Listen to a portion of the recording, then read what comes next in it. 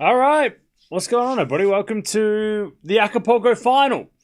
I thought because we couldn't watch Dubai last night because we didn't get a final, we might as well watch Acapulco final to finish off the week. Cobolli taking on Tiafoe, which is an interesting final. Both guys haven't been great this year. They've both struggled, but Cobolli in recent times, last 2 weeks, has been pretty good. Big foe. I mean, he's a bit of a roller coaster. He got through Nakashima yesterday. Both these guys won in 3 sets yesterday. Cobolli's also the number 5 seed. He's taken out Kecmanovic in the semis. He hasn't played a seed though until this one, and Big Foe also hasn't played a seeded player until now because Acapulco has kind of been. It's been a bit of an upset event because Demonor lost in the first couple of days. Zverev lost against Kecmanovic. Ruud lost on day 2. Norrie went down early. Fokina lost in the second round. So yeah, it was a pretty hectic event early. But we got 2 seeds in the final. So in the end, it ended up being that the seeds prevail. But the top 4 seeds all losing really early kind of made it weird. But here we are. Let's see if Cobolli or Foe can win this big 500 trophy. I mean, it's worth a lot of points. And for players that are outside the top 20, this is a massive boost in the rankings. Or massive boost in ranking points. Acapulco has been weird. Yeah, it's been a bit strange, isn't it? And no surprise yesterday with Greek sport. I mean, it's a shame that he couldn't play the final, but I think after what we saw with Rublev, we had a feeling, didn't we? We thought, this could we might not get a final, which unfortunately we didn't. Also, I think he's taken out. He's also out of Indian Wells as well. So yeah, he's Greek sport's out for a little bit, which is a shame. But he had a hell of a week.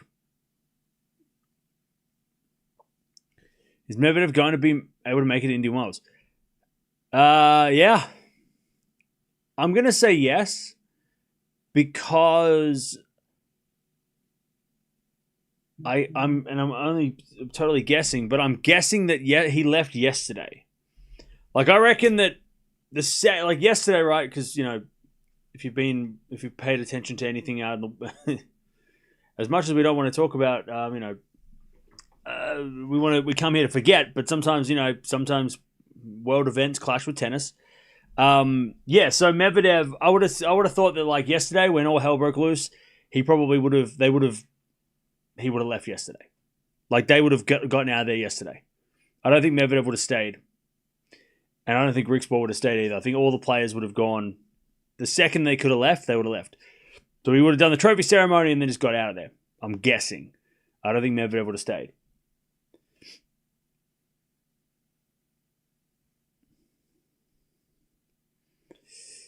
Cobolli's my favorite player. Nice. Let's see how he goes.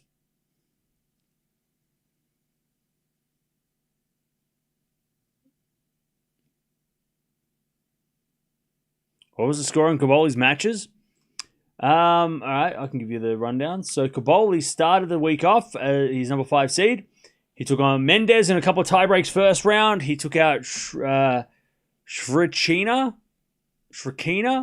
in the second round straight sets. He won straight sets against Wu in the quarters, and then he beat Kecmanovic in a 3-setter. So he's only lost 1 set for the week. And Big Foe started the week against Borges, won in straights, and then took on Kovacevic, and he lost the second set, but he won in a 9-7 final set tiebreak. So he's had a couple of banger matches, Tiafoe. Then he beat Bellucci in straights in the quarters, and then he took out Nakashima yesterday. I don't know whether or not, and I'll have a check. Did he save match points in both of those matches that he had, those epic tiebreaks? Because he could have, or he would have at least been 2 points away from a potential loss, at least in one of those matches, but in both of those matches. But did he have to save match points? Have a look. Yesterday, so no, he didn't have a match point to save yesterday. It was 6-all, so 2 points away from losing was the closest he got to that yesterday. In the semis, so he was 6-all in that tiebreak. And then against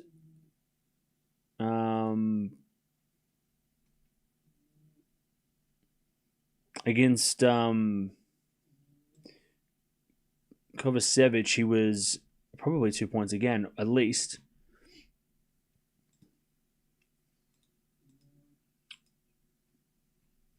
No, he did. He saved 2 match points.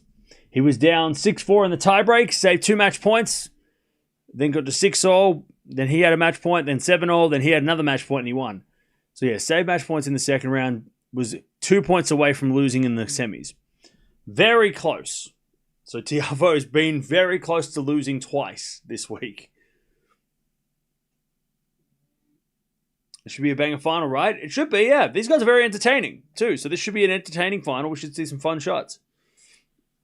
And like I said, it's mainly because yesterday we didn't get to watch Dubai final. So I'm glad we got to watch at least one. We can't finish the week off and not watch the final. Our final. So here we are.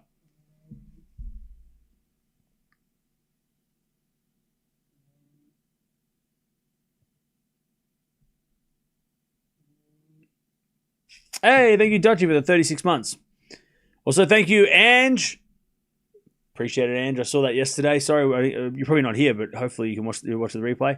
And Galaxy, thank you for the 47 months as well. Thank you, Ange, for becoming a member again. Nakashima served for the match. Did he? Oh, I didn't see that. Hang on, let me double check. Let me check again. Did he have? So he served for the match.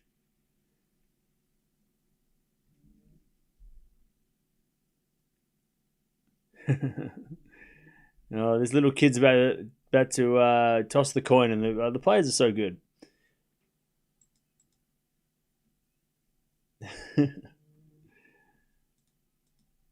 All right. So wait, did he? So he? Hang on. Where are we? So yesterday, Nakashima served for the match in the second.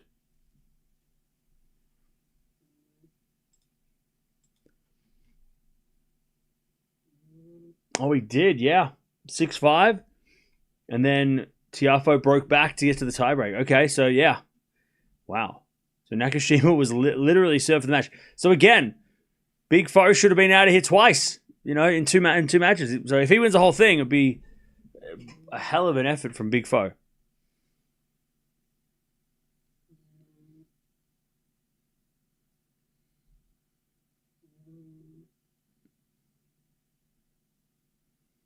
Who do I think is going to win?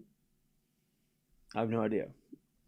I don't know. These guys have both not been playing great this year, so I don't know. I feel like because it's a 50-50 matchup, right? These guys, I think it is like actually 50-50. Or maybe slight favorite. Well, it depends. Tiafoe's got more experience in finals, but Cobolli is... Well, Tiafoe's got the head-to-head 2-0, so you'll probably say Big Foe. Foe's probably the favorite. Has Cobolli won any big trophies? Like 500 trophies?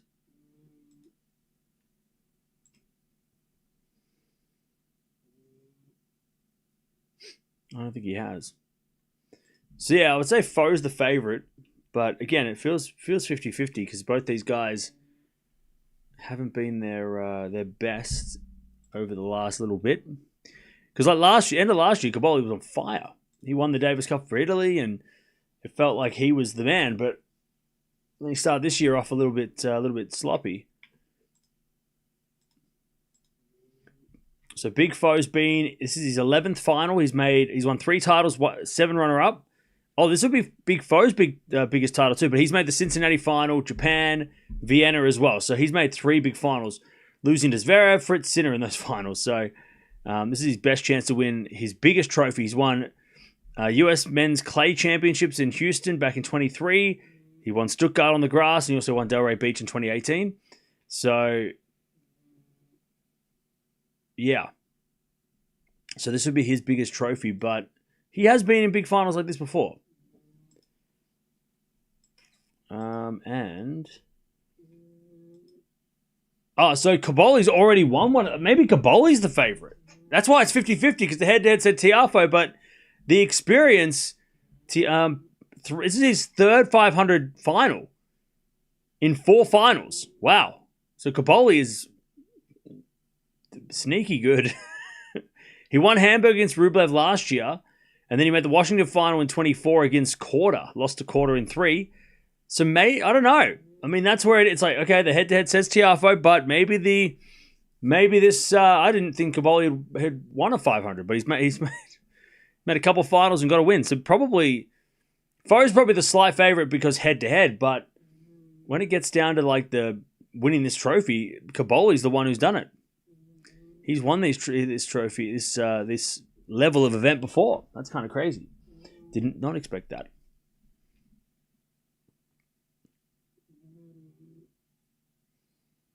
I think a slight favorite Tiafoe. Yeah. Probably because head-to-head, right? The head-to-head is probably the that reason. Recent form would probably say maybe Cobolli, just because recent, like I think last week he made a semi. So Cobolli's probably in better form. He made the semis at Delray Beach, not last week, the week before. No, it was last week. Yeah, so he made the semis and he lost the quarter, who won the whole thing. So he's had a slightly better run. Tiafoe made the quarterfinals at Delray Beach, but so they're both coming off good, like decent results. Their best results before this tournament.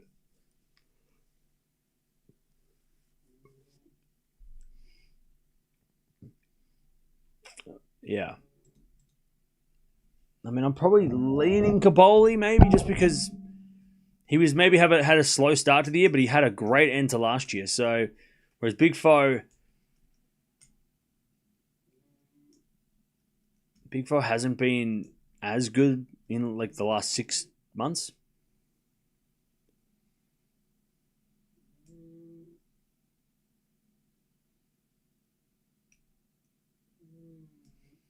All right, here we go.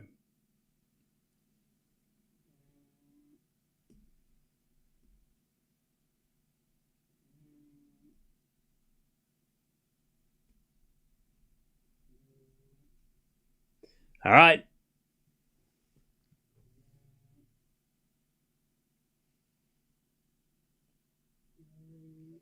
Here we go. The final of Acapulco. And then we go to Indian Wells. When's Rome? Like May? Something like that? Yeah. Draw for Indian Wells is like in a couple of days. Foe has been on US Open runs and 1,000 runs. I know that, but recently, Cobolli's probably got more confidence. Just because of the the last 6 months he's had better results. I dropped my pen. All right, Cobolli to serve. To be honest, it's a 50-50, so as long as we get a great match, it doesn't matter who wins. I'm not fussed. As long as we get a 3-setter, it is what it is. So that's what we came here to see. An epic. Return goes to forehand Cobolli, backhand from Foe. Into the forehand Cobolli. Tiafoe forehand. Again to the forehand Cobolli as Tiafoe forehand down the line. Cobolli's there with the backhand in the net. Man, Big Foe starting strong. Love 15.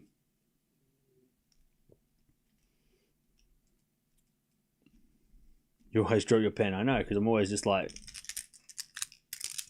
trying to juggle it. Love 15.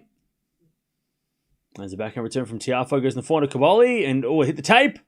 And Tiafoe recovers. Forehand to forehand now as Big Foe goes again. The forehand to Cobolli into the backhand to Tiafoe. Cobolli backhand into the forehand to Tiafoe. To the forehand to Cobolli. Tiafoe backhand. Again to the backhand of Cobolli. Backhand to backhand rally as Tiafoe hits it down the line, but I think he missed. Ooh, he just missed. 15-0. Just faded late.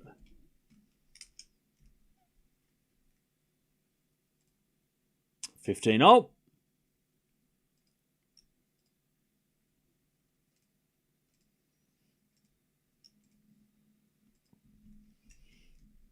As Cobolli serves again. Looks like a bit of a breeze out there too.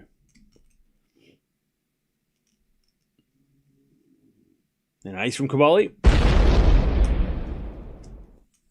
30-15.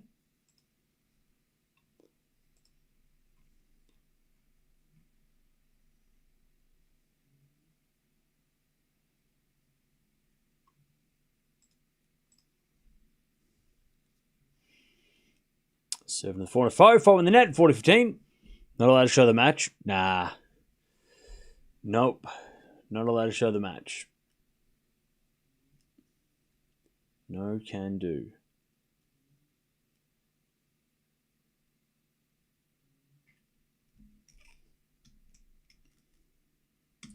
All right, 40-15.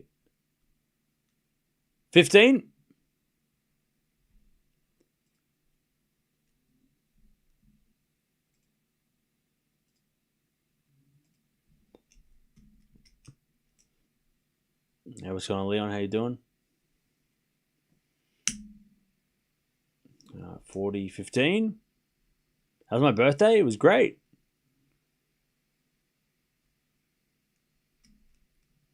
And the backhand return goes in the backhand of Cobolli. Backhand out from Tiafoe to the backhand of Cobolli. Into the slice of Tiafoe. Cobolli backhand. Down the line. Tiafoe with a lob. It's going to go over. Cobolli puts it away. I think it's super windy out there. That ball kind of just it held up. It's really windy. And that ball just kind of sat up in the air and was kind of blowing around, and Cobolli had to adjust. Very windy out there. Didn't see the prediction. Who you got? I don't have a prediction for this. 3 sets. I'm going 3 sets. No, they haven't got a roof. Even if they did, it wouldn't close because of wind. All right.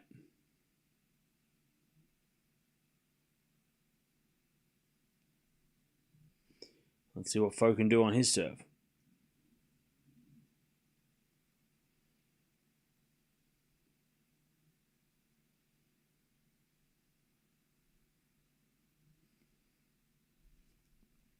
All right, serve again from Foe. That's a fault. Second serve.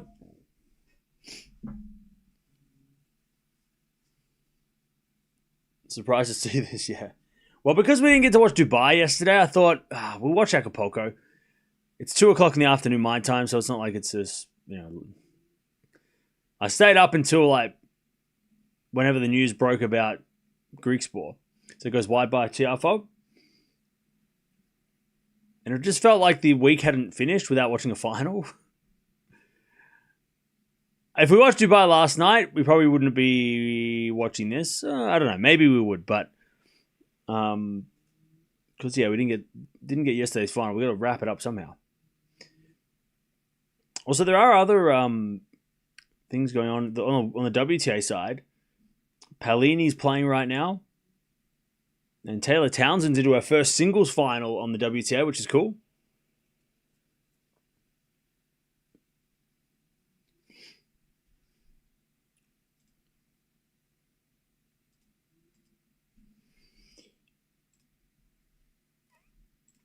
Uh, 15-0.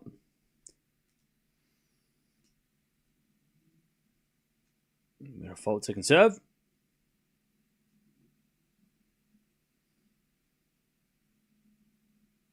As a return, goes the backhand to Tiafoe.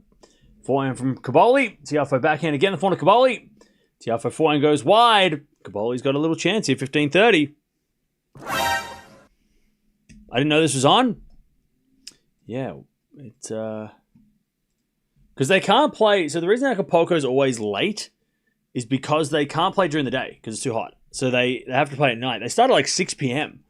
The first match of the day starts at 6 p.m.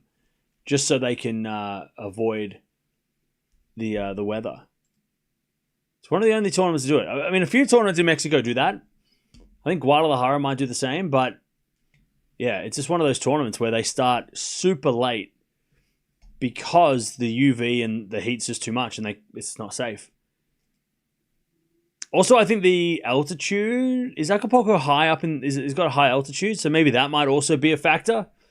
That, they don't heat mixed with, thin air might, is a bad combination for playing tennis, but Yeah. So at least, again, I'm not sure if, is it or is it Guadalajara's high up, right? Maybe Acapulco's not. I know parts of Mexico are high altitude. It's 30. Oh, Cobolli, great return. Tiafoe gets it. Forehand from Cobolli. Again to the back end of Tiafoe as Cobolli forehand goes wide, and it's 40-30.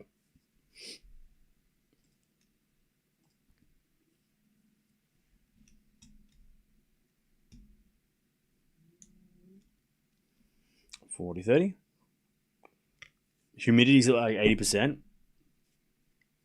Yeah, that doesn't help either. 40-30.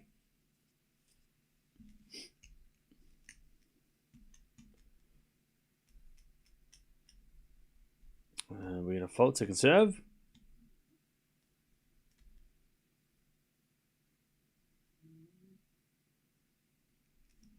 As the backhand return goes the forehand of Foe, but Foe hits it long. And we get back to deuce.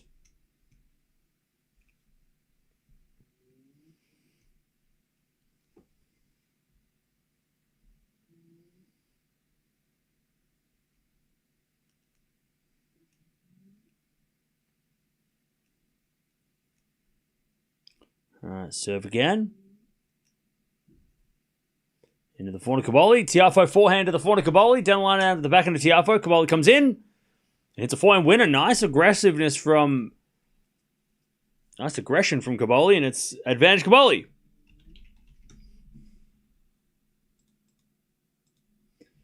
Advantage Cobolli.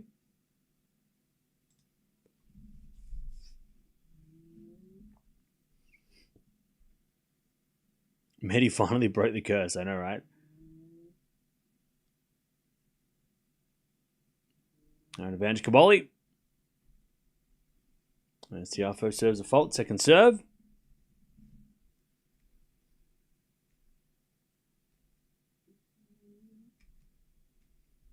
As we return goes out by Cobolli. And we get back to deuce.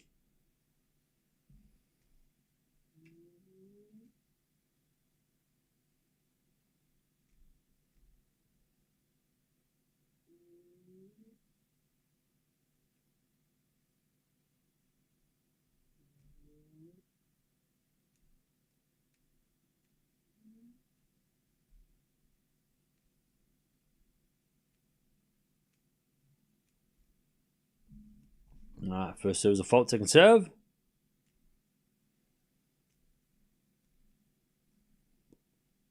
As the return goes into the forehand of Tiafoe, and then Cobolli inside out forehand goes wide. Advantage Big Foe. Yeah, Indian Wells draw comes out in a couple of days. Cam, do you think Medvedev's stranded in Dubai? No, I mean, we'll keep an eye on it, but I don't think so. I think Medvedev would have left last night. With look, this is what would have probably happened, right? All the players that were still there at the venue yesterday, so I'm talking doubles players, I'm talking, Grigspor, Medvedev, they all probably would have jumped on the first flight after the ceremony just to go somewhere else. Like, just to go somewhere. Maybe they went back to Europe. Maybe they went to, I don't know, maybe they went to Asia to go to, hey, Delpo's in the house. Maybe they went, towards... maybe they went to Singapore to then go to California. I don't know. But I think they all would have left last night. I don't think Medvedev would have stayed the night, knowing that there could be, disruptions of flights, right? Ace-7-T. They would have all left last night. I don't think they would have waited till the next day, right? They would have just been like, let's just go. So we can get to the next place.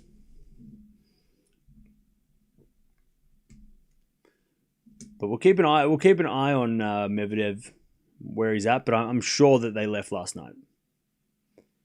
Most players don't stay. I know, the Australian Open, when you win a slam, you stick around the next day, you do stuff. But I think most of these 500 events, they don't stay the night and leave on the Monday or the Sunday. They get out of there the second they can. They win a trophy, they leave that night, right? They don't stick around. Especially when you got to go from Dubai to California. Like, that's the other side of the world, right? You got to go around the whole world to get there. Like, 1-1. So I don't think Medi or Griekspoor would have stuck around. The airport was closed, so unless private jet and special clearance. Well, that's it, right? I mean, I'm not sure what the situation was last night. I know now they're not letting people fly, but yesterday, I don't know if it was like, if yesterday they, after the last night, I should say, if they were stopping flights last night, but I don't know. We haven't heard anything, but we'll keep an eye on Medi as well. Griekspoor's not playing Indian Wells, so he's just got to get back to Europe. Medvedev's got to get to California. So we are on Medvedev watch. And I'm sure he'll update us at some point. But yeah, Christine, stay safe. Because it looks super sketchy from what I'm seeing. It looks scary. Love 15. Yesterday was already closed while they were doing the trophy ceremony. Okay. Well, look, I mean, let's talk reality. Former world number 1 Grand Slam champion of a sport probably is going to get special clearance. A famous tennis player probably is going to get out. Let's just be real, right?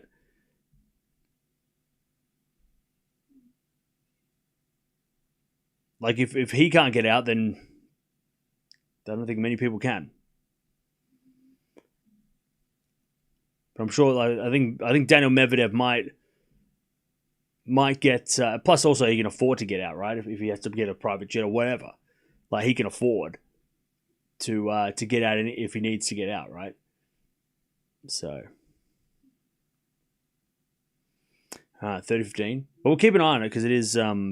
Obviously, it's very important for the tennis community to see where, hopefully, Medvedev, he's got to go to, I mean, from a more points, ranking-wise, he's got to go to Indian Wells and play. He can't really not play that tournament. Hopefully,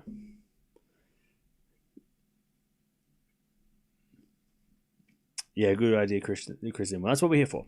All right, Cobolli, 40-15. Acapulco weather similar to Mediterranean weather, correct? I have no idea. Looks super humid, to be honest. So I don't know if it looks tropical, but I don't know. Anyways, return goes in front of Cobolli. There's a backhand from Tiafoe, goes the backhand Cobolli to the slice of Tiafoe. Tiafoe hits it out. 2-1 Cobolli. 2-1.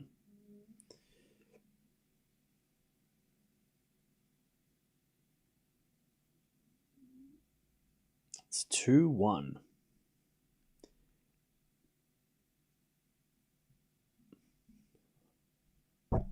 What do you consider Do you consider the no repeat streak over?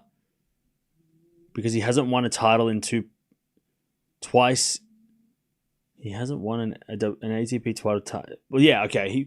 He won the title, but you gotta yes, but he won the title. So he has 2 trophies in his cabinet that are the same. So that counts as the streak is over. It wasn't about him not him not winning, off his racket. It was more like he has 22 different trophies from 22 different places. He doesn't have 2 trophies from the same place. But now he does. Doesn't matter how he got it, right? So he's going to have 2 Dubai trophies in his cabinet. So that is, it doesn't matter how he did it. Doesn't matter if he got a walkover, retirement, he wins it with his racket, whatever. He's going to look at his cabinet. He's going to go sailing boat, or pirate, I don't know what, a ship. I don't know what, it looks like a boat, right? He has 2 of those now. So then that's it. That's what he needs to do. He hadn't done that. Now he has. So it doesn't matter how he won it. You can you put asterisks next to it and you make up a reason, but that's not going to cut it. Because he's going to point to his trophy cabinet and say, hey, I won 2 of these things, and you can't take that second one away from me just because I didn't win it with a match point. I won it with a retirement. Who cares? At the end of the day, his trophy cabinet's going to have 2 Dubai trophies. Don't matter. There's no it doesn't count. It does count. It's in his house. It'll be in his house. Doesn't matter. He's got that shit with him. You can't take that away from him. 2-1. Yeah, probably would have won anyway. But, like, yeah, if anyone's, like, going, oh, it doesn't count, shut up. Like, come on. Oh, he said he misplaced one of the Dubai trophies? All right, well, that's different then. So he replaces it with the new one. Okay, so then technically he doesn't have two. But the record shows that he won 2, so it doesn't matter. Nobody's going to remember how he won his trophies.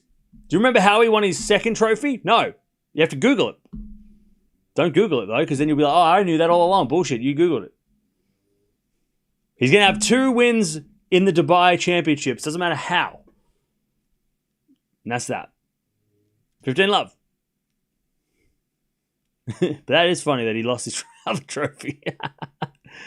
Well, good. But that's probably more motivation. I need to win this because I dropped the other one and I lost it somewhere. I need to... Can I have 2? Can I get 2 on the way out, please? I don't know, one from my, one from my other house. 30 love. Backhand rally. There's Tiafoe hits it long, and it's 30-15.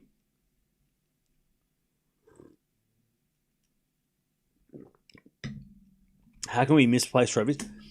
So usually, they don't get the trophy they hold in the ceremony. Usually, that's all for the photos, and then they go home with like a little trophy.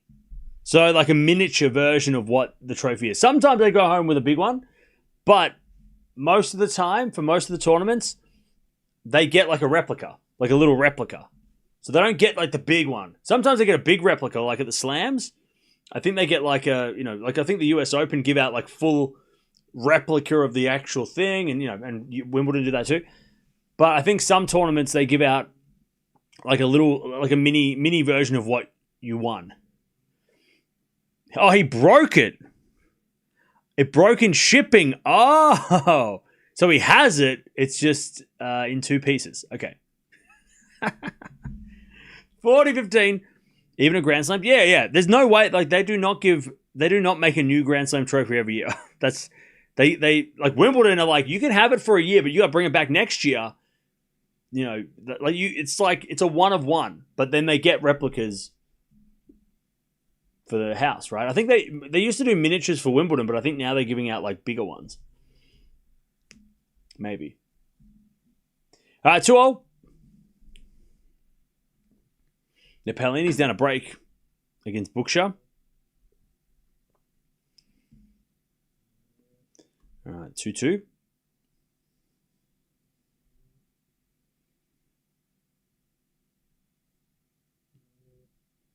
I mean, you can just take one look. Just write in Djokovic trophy cabinet, right? Because he has all his trophies displayed at his academy, I think. I'm pretty sure he has them all on like public display. Yeah, he has like a whole like, and then you can see there's actually a video about it. He's got a trophy room in his like in the Novak Djokovic like the academy, and you can see like all the replicas trophies. Like the Wimbledon ones are obviously life size, and so are the US Open. But I think maybe the French Open's a little one. I can see a little French Open one, like a mini French Open. And like a little Australian Open one. I think they're small. Oh, maybe the Australian Open ones are. Oh no, that's definitely a replica. But yeah, it looks like they might like do a 3/4 size for the other slams. 30 love. I think Rafa also displays them in his academy too, right? Does Nola have an academy? I think so. In Serbia, he's got like a trophy room and a restaurant and stuff. Like I'm pretty sure he has like I don't know if it's an academy if it's called the Novak Djokovic Academy, but I know he has a I think he has like a tennis center. Come on. How small are the replicas? I don't know. I haven't seen them. 40 love. I haven't compared them, but I'm sure they're probably like either the same or 3/4 size. All right, 40 love. Tiafoe hits it out. Cobolli holds 3-2. Cobolli's holding a lot easier than Foe.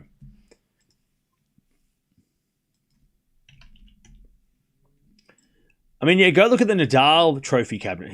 That's crazy. Some tournaments I do think give out, like the Barcelona trophy, you're not bringing that big-ass trophy home. You're getting a mini one. Because that trophy's crazy. Yeah, Rafa's Academy is also another good option to see how...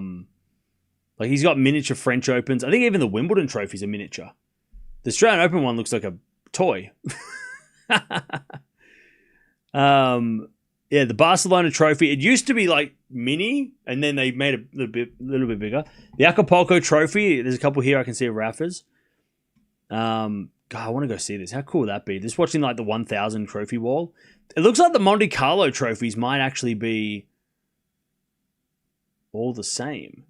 Because I think, Indian Wells, they might actually... Oh, no, Indian Wells, I think they give out a miniature. But they used to give out, like... the Masters 1000 didn't always have trophies. They had, like, glass, like, logos almost. Yeah, Rafa, I mean, look. Rafa Nadal he definitely got, like, an influence. You could tell the person who, like... When the architect who designed this room was like, all right, you want it to look like Real Madrid's trophy room. And I'm like, I love that. But also you have to be like Rafa Nadal to fill up that room. You can't be like just any tennis player and be like, yeah. You know how like the trophy cabinets of like a football club, like a major football club have like, just like, hundreds of years of trophies, like, 150 years of like history. Yeah, a tennis player can't do that unless you're Nadal or Djokovic or Federer. Because you can't really fill that room. If you're like, hey, yeah, my name is, so-and-so and I've won 5 trophies. You can't really fill a trophy room that's fit for a football club. With all those like FA Cups and Champions Leagues and, whatever they are, right? Like you have to be, like only Rafa or Novak or Roger could actually... So that's why Rafa's trophy cabinet, like in the academy, looks so sick because it's less like, oh, this looks like I'm watching Real Madrid and all their achievements, and you're like, no, this is one man's achievements. One person did this. You're like, what the hell? When you see it, it's like, one guy did this. One guy filled this room. What the hell? It's incredible. Backhand goes into the forehand of Tiafoe, 15 love. As they go forehand to forehand, and then Big Foe shanks it. And it's 15 all.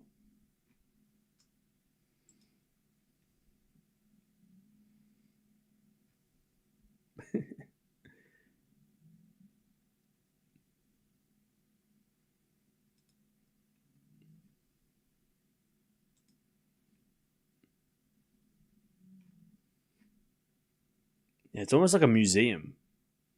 It's awesome. I'd love to go see it. 15 all. There's a backhand from Cobolli. Tiafoe goes down the line with the backhand of the forehand of Cobolli. Into the forehand of Tiafoe. Cobolli on the stretch. Tiafoe making him run. As they go forehand in the net by Cobolli. And it's 30-15.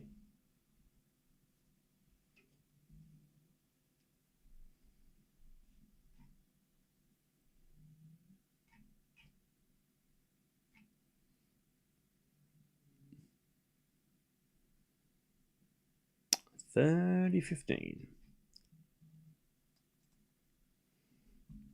we're going to fault second serve. AO trophies are full replicas. Okay, cool.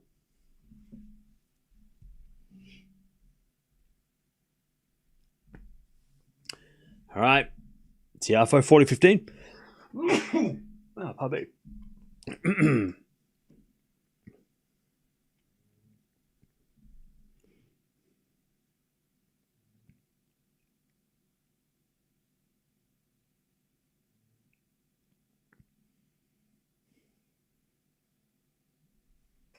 All right. Big Foe holds. 3-3.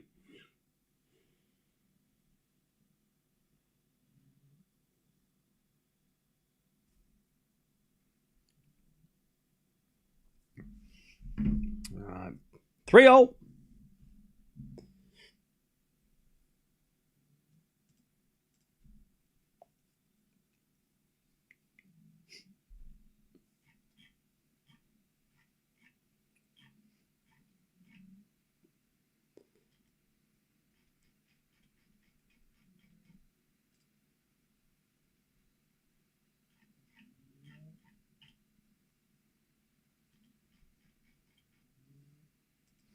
All right, 15 love. Good serving from Cobolli.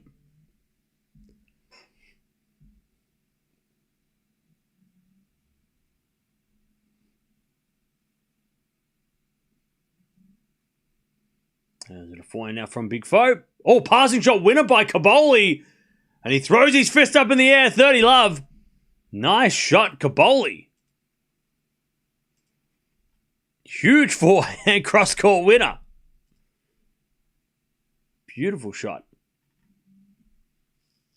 30 love.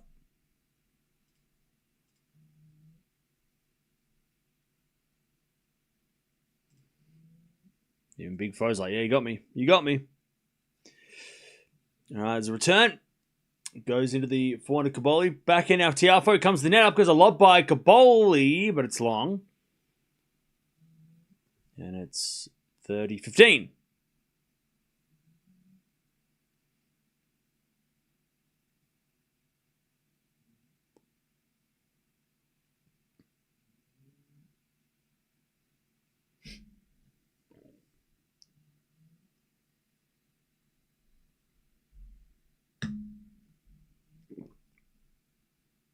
All right, 40-15. Sorry, 40-15. Ace from Cobolli. 40-15. Do you think they would do Medvedev's suggestion for the ranking system, for the rating system? What do you mean? 40-15.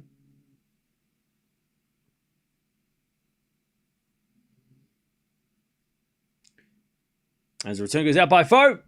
And it's 4-3. 4-3 Cobolli. Is this a slow moving because of the heat? Or are these two just like this? Well, Tiafoe's not one to like hit the ball through the court. He's got a lot of topspin, so he's not really doesn't hit the ball that flat. But I'm not sure.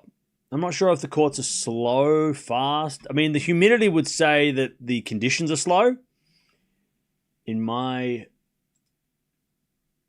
in my view, but I don't know about the court speed itself. But the conditions being humid is definitely going to slow things down. Also, the fact that there's humid, they're sweating like crazy. They probably don't have the energy to hit the ball flat and hard anyway. They're only they want to kind of conserve energy. They probably don't want to put everything into every shot, right? 4-3. Pellini was down 2 breaks and got one back. All right. One of the slowest courts on tour. There you go. Confirmation. Mix that with the conditions, yeah. It's just a recipe for a grind. Jed, do you know that Acapulco used to be a clay court? Did you know that? Acapulco used to be one of the clay... It used to be part of the Golden Swing. In fact, I think it was sort of what Rio is now back in the early 20s? Early 2000s. It used to be a clay court. Rafa won it on clay. Ferrer, I think, was a winner on clay. And then they switched the surface to hard court to sort of, I guess... give players a chance to use it as a preparations for Indian Wells. But yeah, it used to be a clay court. Back up until 2014. See that 2010. So yeah, it was part of the closing leg of the Golden Swing. Which the Golden Swing, if you don't know what that is the clay tournament in South America. So this year it's been they've had many tournaments, but it's only a 3 tournament swing with Argentina, the Argentina Open, Rio Open, and the Chile Open. But yeah, Acapulco used to be part of that. It used to be up until 2014. By the way, interesting to see how like the progression of these things go. So the moment that Acapulco got put on to a hard court, Rio became a tournament. So kind of interesting how that happens. Obviously, they wanted to keep a 500 event on clay. But the Brazil Open used to be hard courts, then went to clay, then went to indoor clay, and now is then it got abolished, and now it says Rio. Cordoba Open was around for a while, and there was also a tournament in Ecuador that was around in the mid 2010s, 15 to 18. But yeah, so yeah, Acapulco used to be as part of that Rio or part of that Buenos Aires, tournaments until they moved to hard courts as Tiafoe all over the net, 30 love. And now it's not really part of the Golden Swing. But yeah, Rafa won it on the clay back in 20. He actually won a bunch. He won a couple of these tournaments on clay. 2005, 2013. And then he won it on the hard courts as well. Ferrer won it on clay a couple of times as well. But and then Rafa on the hard courts won it in 2020. So he did win this tournament a bunch. It is interesting because, like, when it was on clay, players like Gustavo Kuerten, Carlos Moya, right, Rafa, like I said, Ferrer, right, all these guys would use this. Even Musta back in the 90s, right, French Open champion Musta, he won it 4 times in a row back in the 90s. So it's been a staple of clay tennis until the last decade when it turned into a hardcourt event. Maybe to also compete with Dubai, because Dubai and Doha and those tournaments over there, I mean, they're on hard court, so some players don't want to play clay in February. So maybe that Acapulco could see that it was hard for them to get players to play clay in February, so they thought, well, we'll go to hard courts. I'm just totally speculating here. I have no idea if this is true. Let me check. Maybe there is some information that I can find that makes it why, like the reason why it switched. But yeah, it maybe that's why as well, because they wanted to be like, well, you can come here and then you can go to Indian Wells, and it's probably better to come here because it's sort of on the way rather than going to Dubai and then have to fly halfway across the world to try and get to America. Come to Mexico and then just go up to California, right? That makes sense if that's what they did. Rafa won this in 2022 as well. Sorry, I missed that one. Forgot that. Remember when he was on that crazy streak in 22 that went all the way up to Indian Wells? Acapulco was right in the middle. All right, 30 love, Cobolli. And it's been a women's event since 2001 as well. So, it was a women's event up until 2020. But they stopped it. I guess because Guadalajara took over maybe as the premier Mexican event. But yeah, it used to also be a women's event back in the first 20 years of the century. 40 love, Cobolli with a lovely forehand on the stretch. Just swats it down the line for a winner. Now as the return goes in, the backhand of Cobolli. 4 now from Foe. Cobolli backhand again, the 4 on Tiafoe. Off the tape. Cobolli comes in with a slice. Tiafoe's there with a slice down the line. Cobolli with a forehand. Open court is long. And we get to 40-15. Good hustle, though.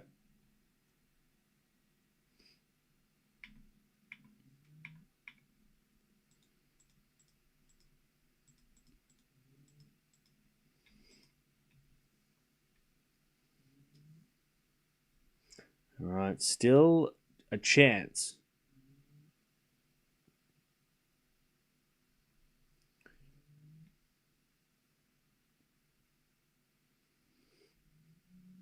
To take the lead again. First serve's a fault, second serve.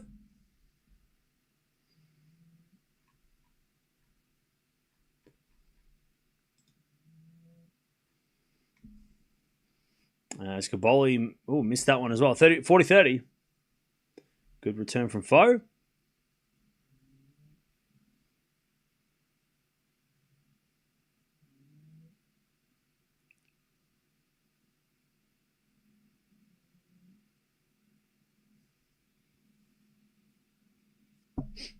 As he serves a fault, second serve. But I'm just reading here, chat, that the reason why Acapulco changed was be a lead up for Indian Wells. So again, make it a little bit more makes more sense to play before Indian Wells to play on hard courts. Because even though it's slow, it's still hard courts. All right, we get to deuce. Cobolli in trouble now.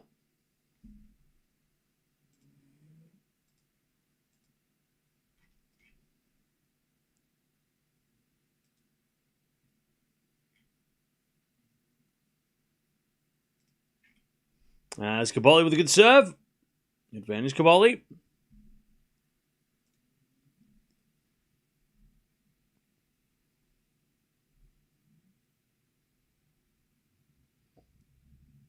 Advantage Cobolli.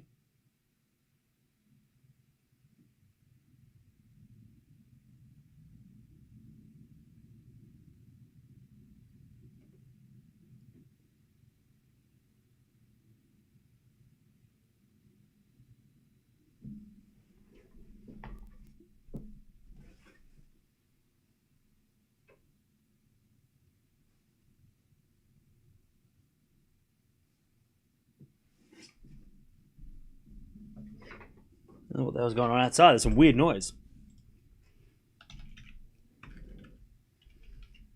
It sounds like a truck. Anyways, back to deuce.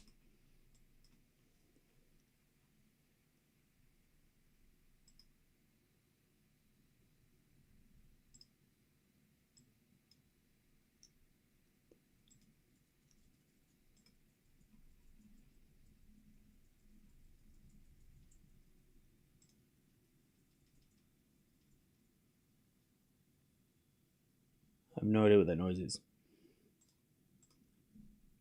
All right, back to deuce. As Tiafoe slice return into the backhand of Cobolli. Tiafoe forehand goes into the forehand of Cobolli to the backhand of Fofo in the net. Advantage Cobolli.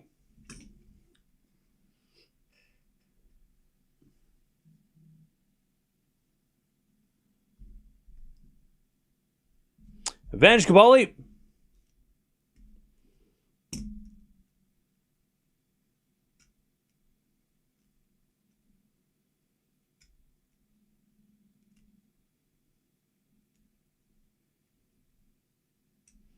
Advantage Cobolli as he serves a let.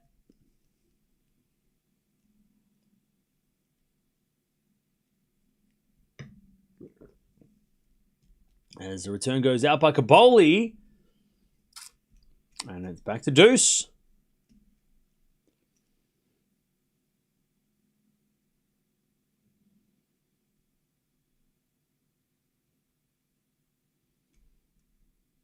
Back to deuce.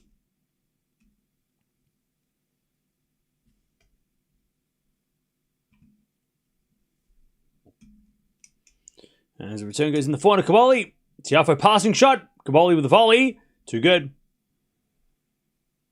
And it's advantage Cobolli.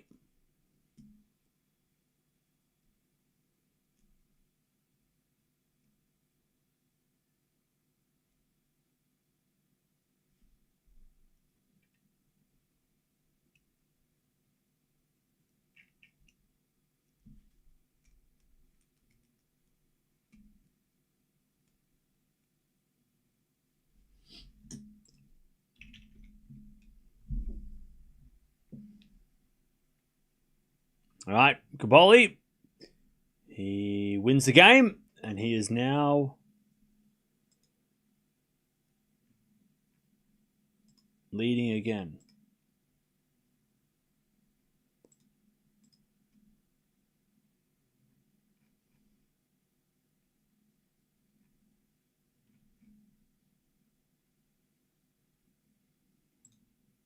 All right, 5-4.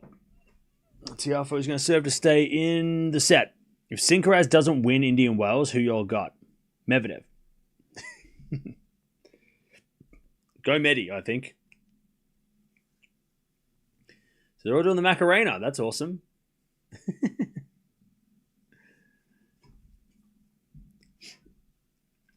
They're all going crazy in the stands. That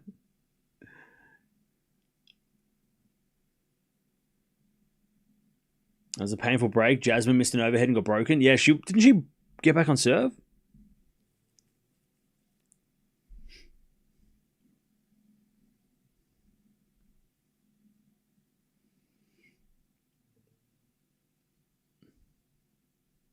Yeah, she broke back. I mean, there's been a lot of breaks in this match so far. All right, Cobolli leads, but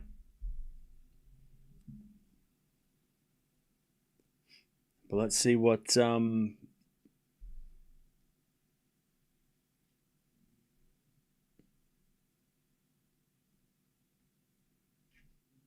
let's see if Tiafoe can keep the set alive.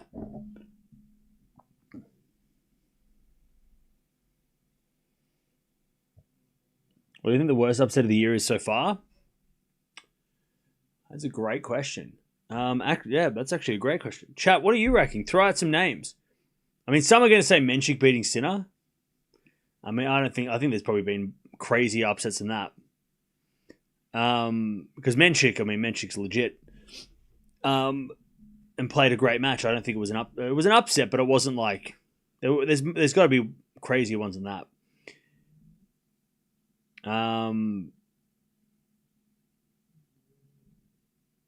Alcaraz hasn't lost, so there's no upset there. Djokovic hasn't lost, so Djokovic lost to Alcaraz, so that's not an upset. I mean,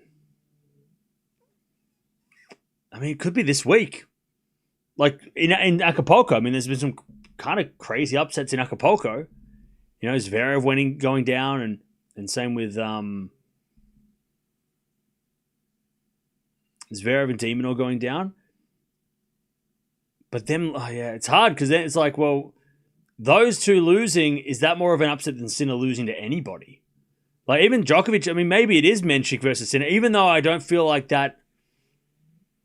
I mean, that's been the biggest shock of the year, maybe. Because Sinner doesn't really lose to anybody except for Alcaraz. So, maybe it's that. Even though I don't feel comfortable saying it, that's upset of the year because it doesn't feel right to say that because Menchik is not random, right? It's not just some random player that nobody knows, right? But then I don't know. I feel like there's been worse losses. There's been bigger upsets than that. Like there's been like some absolute shocking performances by some players, right? That have had losses and we're like, what the hell happened? And those have happened all this week. Like Demonor losing to Kipsum. That's probably one of the bigger upsets of the year because Demonor's won this tournament twice. And Kipson, great to see him like getting through qualies, but to beat Demonor, the 2 seed, who's had a decent year, just won Rotterdam, it might be that. Is that bigger than Menchik beating Sinner, though? Maybe. But, maybe I'm just talking from a personal note that, Demonor losing was a big, nasty surprise for me. Anyway, it's 30-all. Tiafoe in a little trouble here. Oh, Cobolli hits a return. Goes down the line, but he missed the pass into the net. Did he even have match points as well? Yeah, I mean, yeah. Brutal. Anyway, 40-30. Let me have a look. I can try and figure it out. The biggest upset by betting, because that's what an upset is, right? It's the underdog won, right? The favorite in that match by the betting standards lost, right? By the bookies, they lost. That's what an upset is, right? The player that people thought was going to win lost. So I'm sure I could find the answer. 40-30. As with a slice. Goes out by Tiafoe, and it's deuce.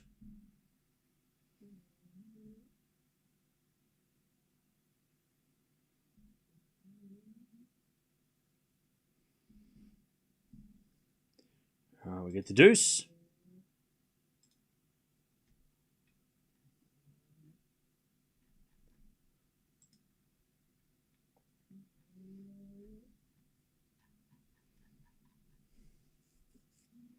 As the return goes back into Tiafoe. Slice from Cobolli. As Tiafoe sliced into the forehand of Cobolli. Again at the back of Tiafoe. Cobolli forehand into the net. All right. It's advantage Foe to level.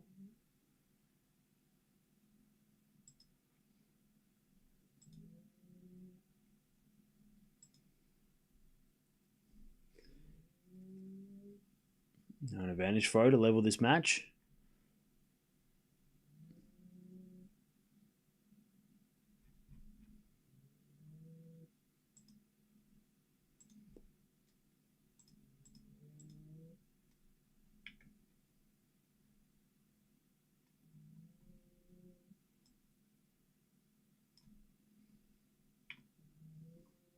As the forehand goes into the back of the Tiafoe, he goes down the line. Cobolli forehand to the open court, but Foe gets it with the forehand into the forehand of Cobolli. Tiafoe with the slice. Cobolli forehand again to the back of the Tiafoe. Tiafoe on the net, back to deuce. So Sinner losing to Menchik actually was huge. Now that I'm looking at it, and I'm like, wow, okay, he was a massive underdog. I didn't realize. I had more faith in Menchik than the bookmakers. Yeah, he was a huge underdog. But Kipson was a slightly bigger underdog. So Kipson beating Demonor was actually... he was a bigger underdog than Menchik to be... I mean, it was very close. Very close. Also, by the way, Djokovic... We need to mention Djokovic against Sinner because Djokovic, he was a huge underdog as well. Like, Sinner's lost some shocking... Those are crazy. If you bet on those, you would have been able to afford, dinner for a month. As the forehand now goes... A backhand volley goes out by Tiafoe. Advantage Cobolli. We're talking like these are like huge underdog. Like both Menchik and Djokovic were almost the same betting underdog as each other against Sinner. But Kipson was slightly more of an underdog than they were against Sinner. For him against Demonor. Otherwise, Demonor was more of a favorite against Kipson than Sinner was against Menchik and Djokovic. But we kind of give Djokovic a pass, right? We go, well, yeah, Djokovic can beat anybody. So it shouldn't be a surprise, but it's also like, yeah. Nobody gave him a chance that day. Anyway, set point.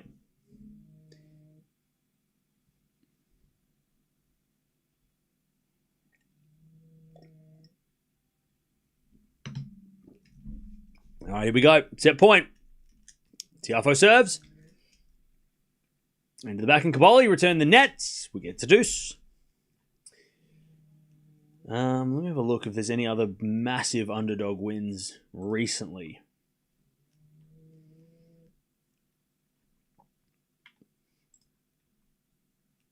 What about Doha in general? Was there any other matches that were huge upsets?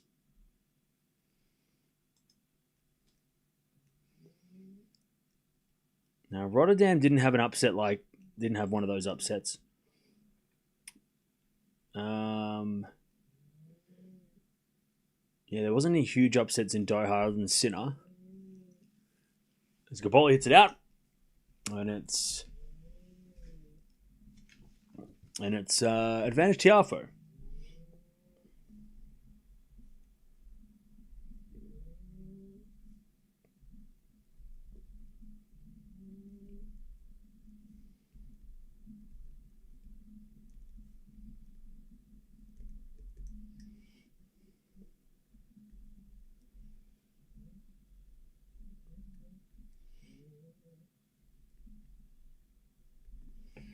All right. Backhand goes into the forehand of Tiafoe. And then Cobolli misses and we get the 5-5.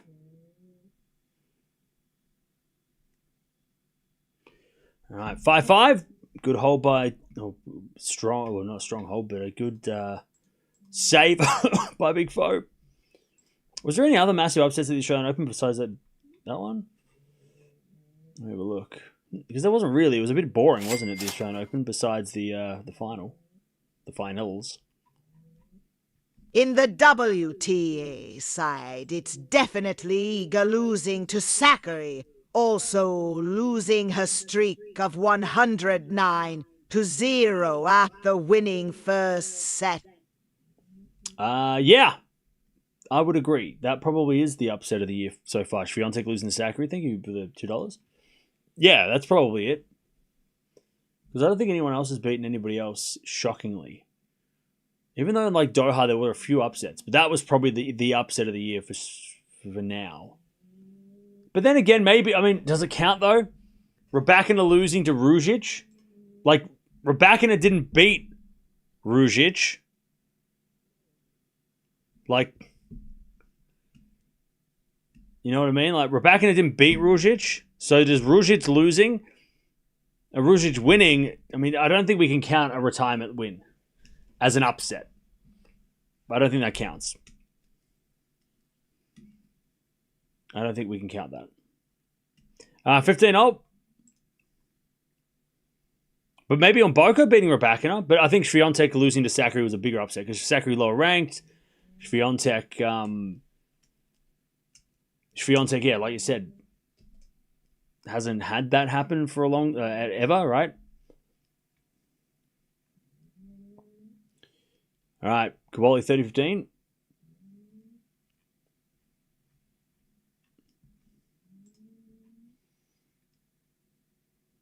So yeah, Zverev losing to Kecmanovic was not as big of an upset as the Demon match.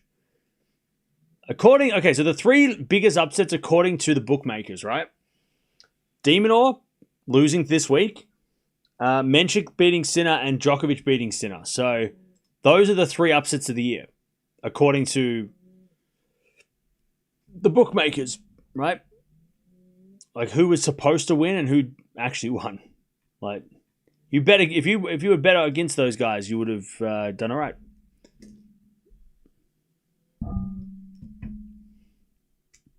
All right, 30-0. So ready to change the voice. Well, people hated the Pirate. I don't know why. I like the Pirate. So now we've got a Witch. Backhand down the line of the forehand of Tiafoe. Cobolli forehand to the backhand of Tiafoe. Tiafoe on the net, 40-30. Oh, puppy. 40-30.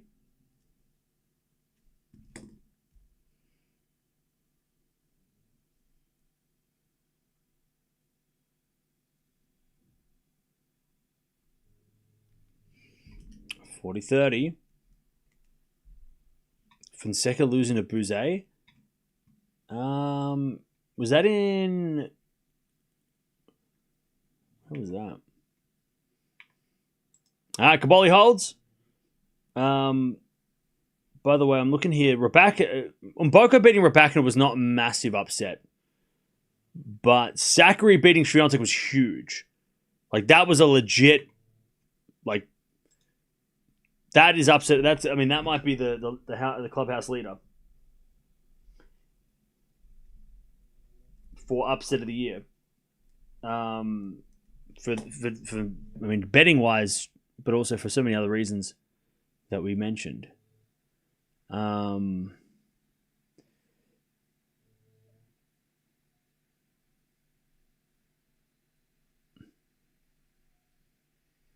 Yeah, hasn't been any major like earth-shaking upsets on the WTA.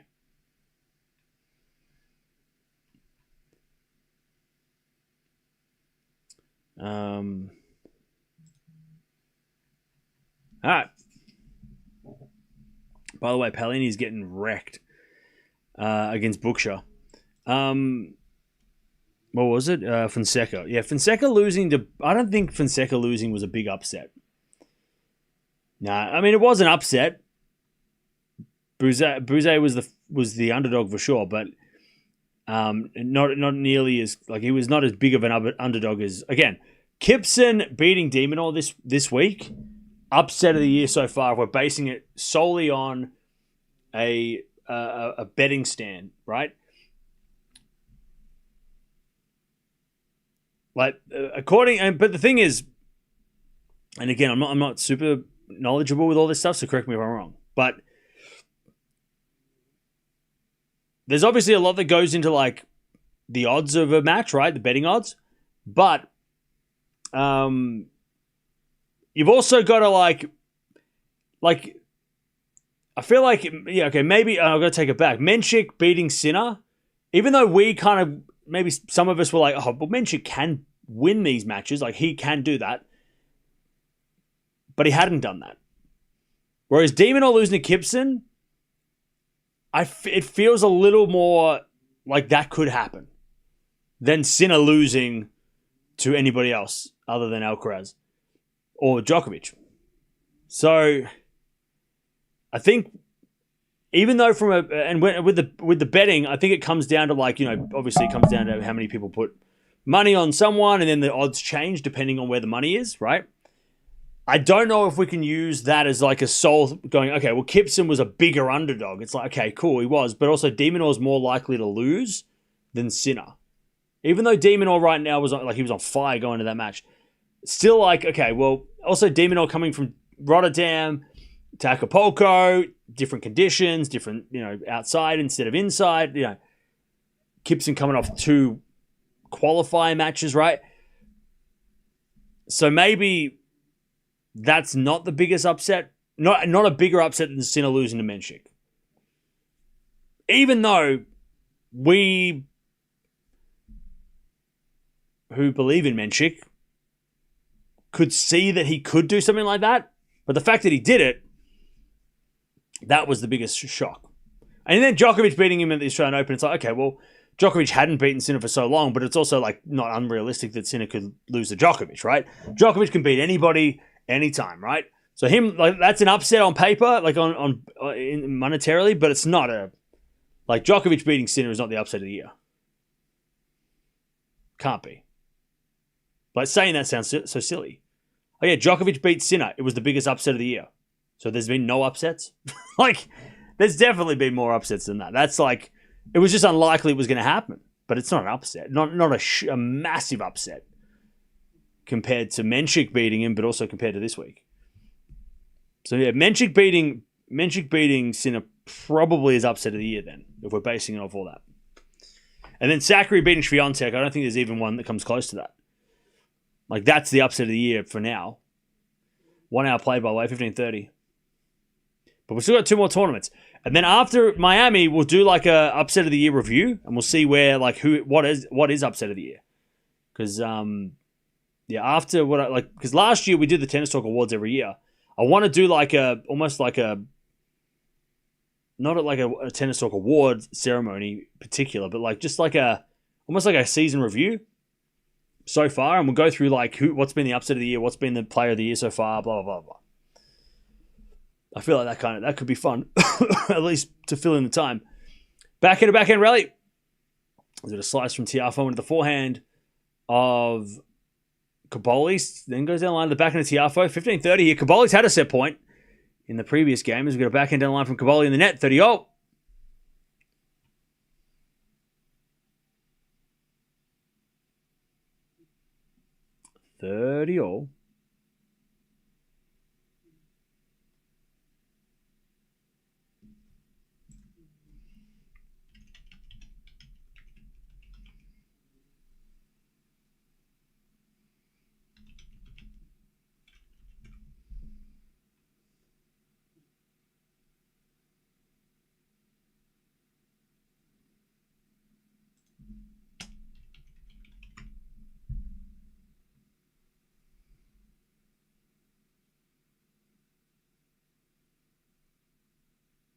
All right. 30-0 as Tiafoe tries to get to this tiebreak.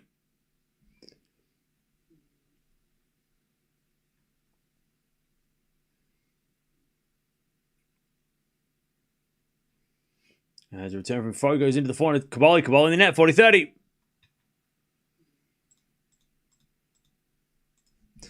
40-30.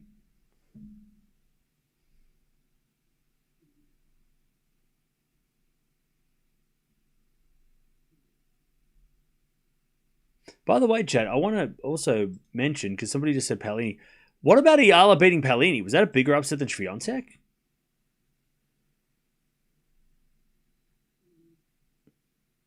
Like, Swiatek losing, was that a bigger upset against Zachary than Eala beating Paolini? Because I think Eala beating Paolini was pretty massive too.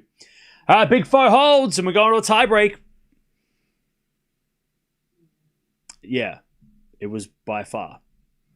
Eala beating Castello was a bigger upset than Paolini losing to Eala. That's crazy. That's crazy. Yeah, so, yeah. Yeah, Eala beating... If Eala had beaten Coco, it would have been on the same level as beating Paolini, which wasn't that... Apparently not that crazy in the world. So, yeah, Zachary beating Swiatek is by far the upset of the year. That's upset of the year so far. All right, 6-6.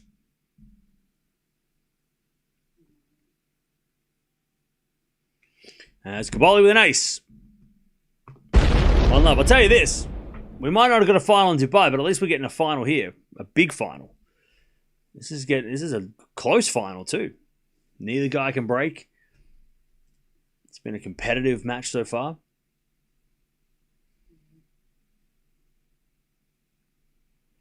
Serve to the backhand of Cobolli. 4 now from Tiafoe. It's a drop shot. Cobolli comes in. Tiafoe with a backhand pass though. Going behind Cobolli. Great shot. 1-1.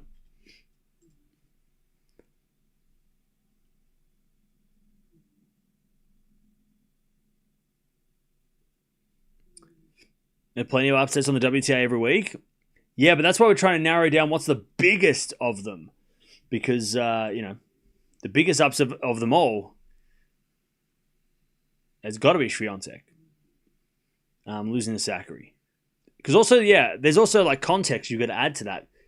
The way she lost was we've never seen. Like, the way that Zachary won that match. As we had a smash from Tiafoe, 2-2-1. Like, had Swiatek lost in straight sets, we would have been like, okay, that was an upset, but also maybe a bad day. But the fact that she lost from a set up for the first time ever in a 1,000 competition, I mean, that adds to the fact that how big of an upset that was, because Swiatek's never lost from a set up in a 1,000. So, like, the odds might have been showing that it was an upset of the year, but then also the match itself, how it went, was also upset the way it was upset of the year. Because I'm sure after the first set, Swiatek was like 1,000,000 to lose. Like, a billion to... Like, she was, there was no chance Zachary was winning that match after the first set, right? She already had no chance before the match, really. So it's got to be upset of the year. As that goes out by Cobolli, he's in trouble here. 3-1 Tiafoe with a mini break.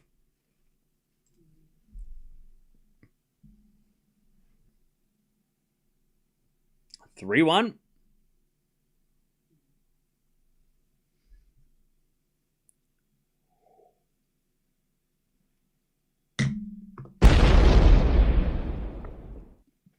Ace down the tee for Cobolli. 3-2 Tiafoe. Swiatek makes the final in Miami. I'll be there. Nice. All right, 3-2. Remember, Cobolli did have a set point at 5-4 before the tiebreak.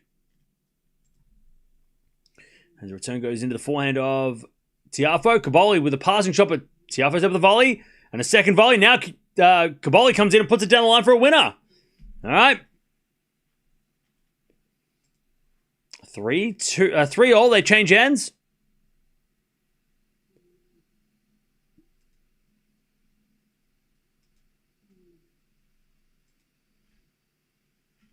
Three all.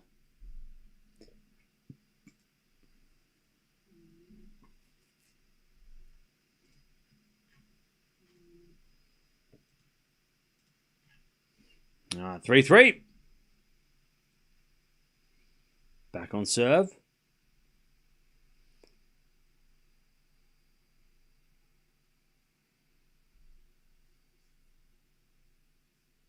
Still Tiafoe to serve, though.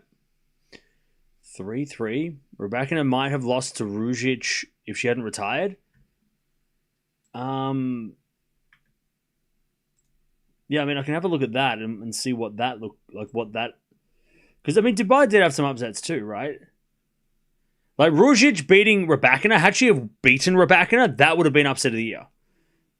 But I feel like a retirement loss doesn't count as an upset. Osaka goes in it by Cobolli 4-3. But yeah, if she had beaten Raducanu, for sure that would have been upset of the year.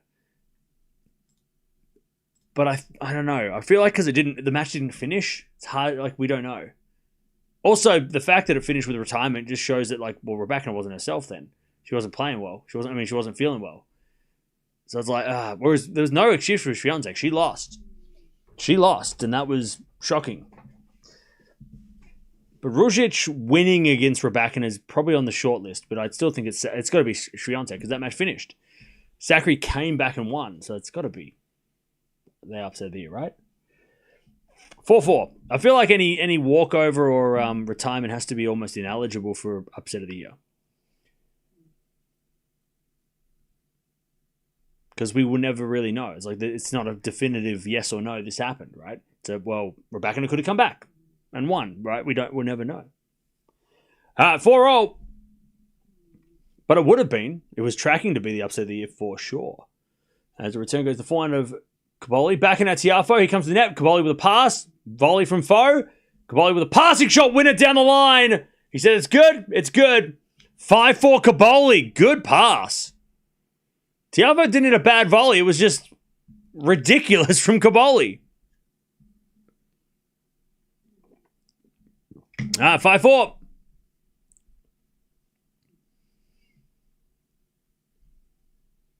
Beautiful lunging forehand. What a shot.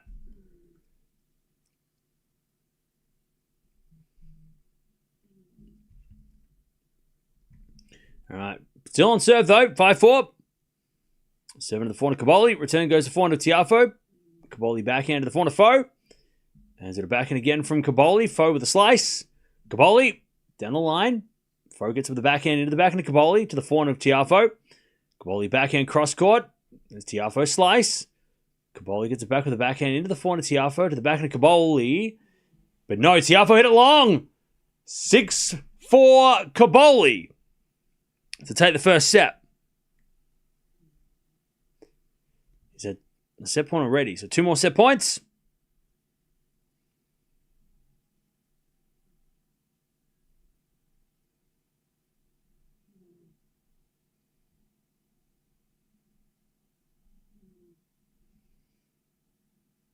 All right, 6-4.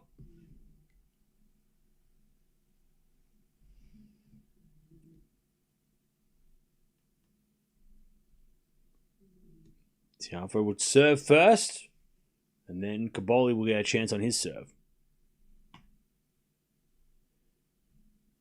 Foe serves.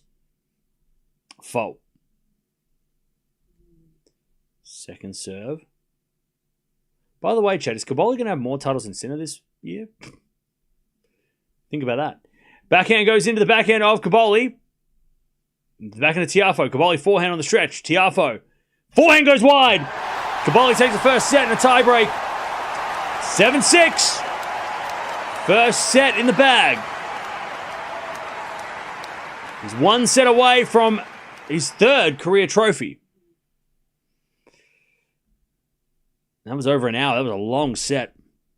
That was a grueling set.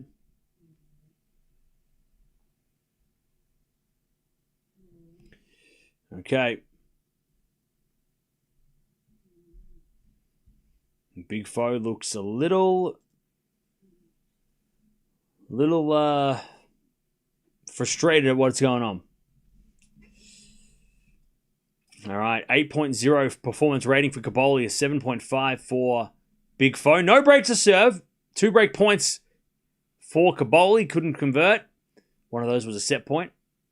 But overall, it was a very even set of tennis. Cobolli with slight advantages, especially on the ground strokes. 13 winners to 18 errors. Big Foe only hit the 6 winners, so better for Cobolli when the rallies were short.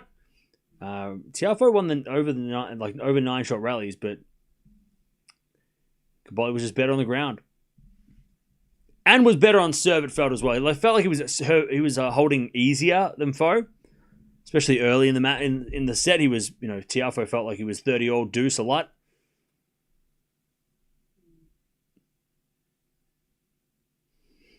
All right. Big Foe has got to fight back from a set down. Good work, Cobolli. Paolini is bouncing back as well. Yeah, she was down. She was down 4-love, right? And now she's down 4-3. Oh, okay. Also, chat, the Rockies took a loss today, but that's okay. We're still kicking ass. We're still doing great in spring training. Still proud of the team. 6 wins, 3 losses in the training. Like, the Royals can have a win. They needed it, but more than us anyway. So it's fine. Look, we needed. It was a loss that we needed. It was a loss that we were getting a little bit crazy. We're winning everything, and we felt like we were the champs. So it was a humbling experience that we probably needed. By the way, is spring training like you just play every team once? Is that how that works? I don't know how. I'm new. But we're still 6-3, so we're still doing all right. It's practice. I don't care. We're winning the practice. I don't care. We gotta celebrate. We gotta celebrate.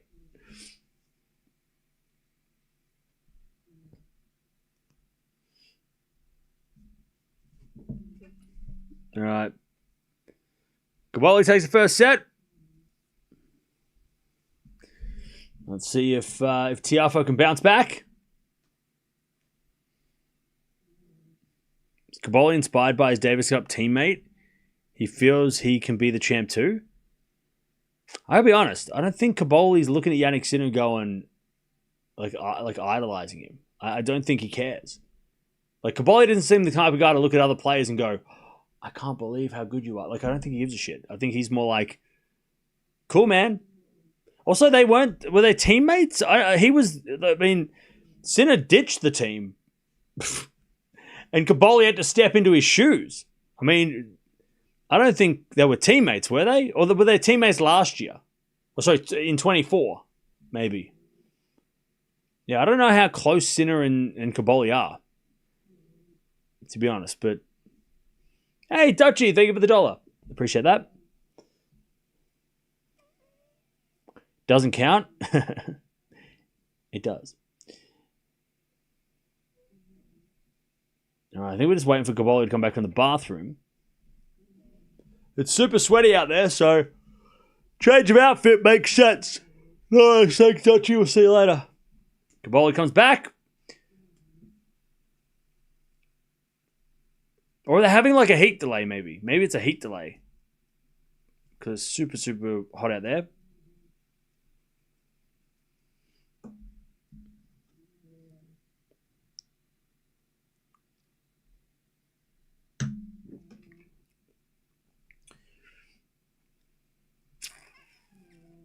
All right. By the way, Chad, I don't know what we're going to do after this, because tomorrow is nothing. Oh, wait, is tomorrow the draw? Wait. No. Tomorrow's Monday my time, Sunday everywhere else, no. And then we have, the draw comes out Monday, right? And then Tuesday, Wednesday it starts. Wednesday it starts. Yeah, so no draw tomorrow. The draw's on the next day. Yeah, sorry. I'm getting confused. These time zones get me because I'm like, I got to remember that everything that everyone else says is a day later for me. Yeah, it's a day off. Exactly, it is a day off because I actually can't do anything unless we watch some other tournaments. But I don't really plan on watching. I mean, it's probably good. We got so much coming up.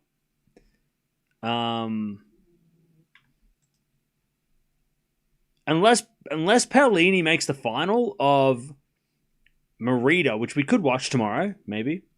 Other than that, probably take a day off. What is that? I don't even know.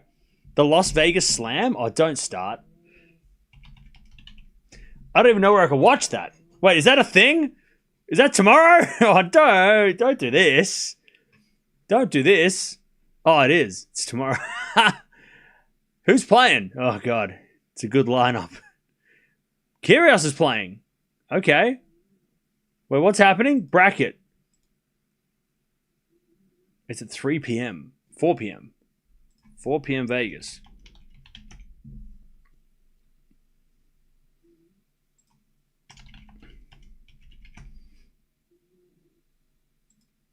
I don't even know where I could watch it, to be honest. It's tomorrow morning my time. We could watch it. I want Fonseca versus Kyrgios. Give me that. Kyrgios is playing Bublik, and Fonseca's playing Monfils. Winners play each other. That could actually be fun.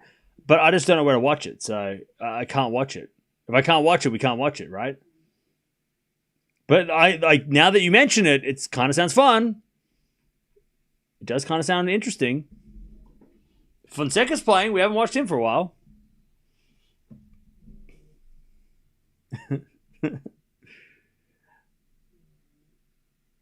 Yeah, I don't know. I think we are waiting for the I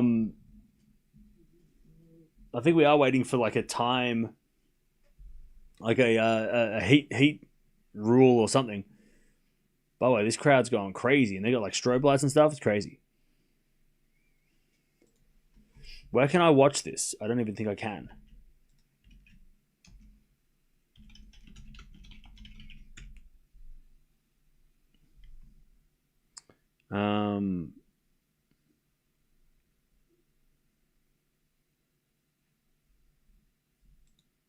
I don't know, man.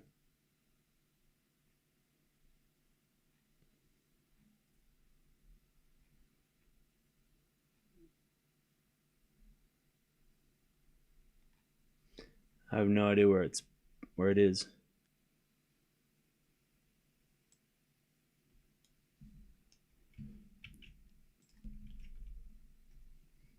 Oh, I actually found it. Wait, can I watch it though? Or is this just like, can I watch it? Can I watch it? It's $10. Can I watch it? All right, so I found it. That's half the battle. All right. Maybe we'll watch it. I don't have Tennis Channel. I live in Australia. We don't have that. All right, we might watch it. We'll see. Anyways, Tiafoe serving first in the second. Yeah, we might watch it. It does have a good lineup.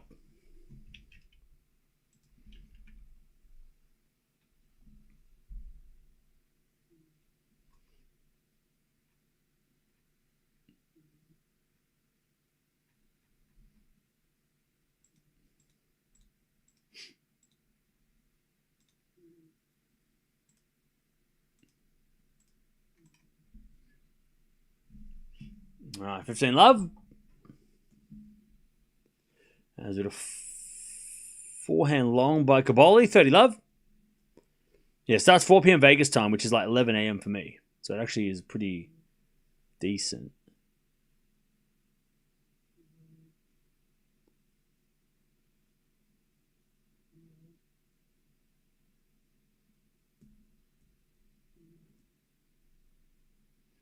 All right, serve to the backhand of Cobolli.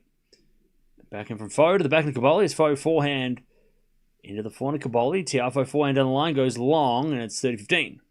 Still no breaks to serve.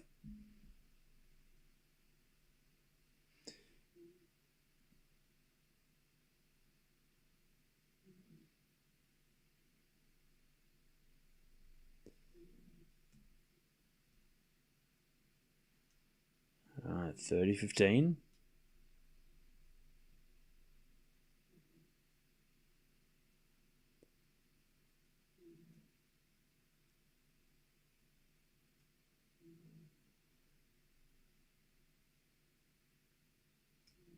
As we get a return now from Cobolli into the forehand of Tiafoe. Cobolli forehand into the forehand of Foe. Foe in the net. 30 all.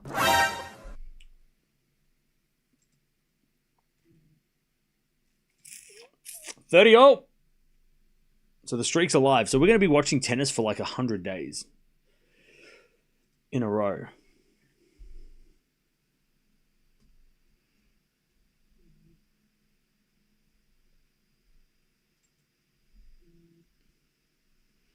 Now 30-0.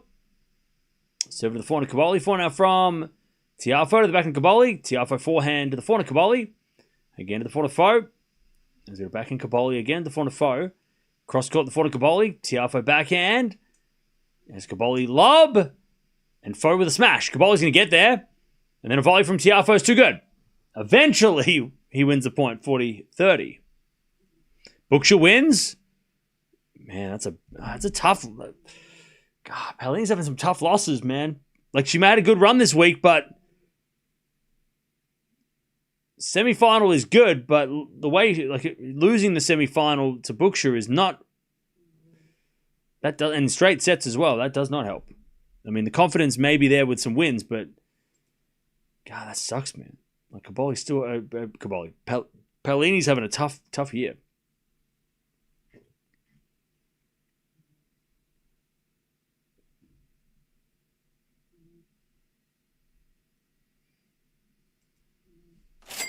Now 40-30. Bradley! The tennis junkies need the juice.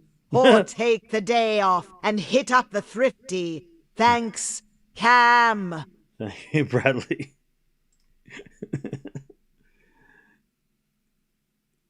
Yeah, I could go to a thrift store. Thank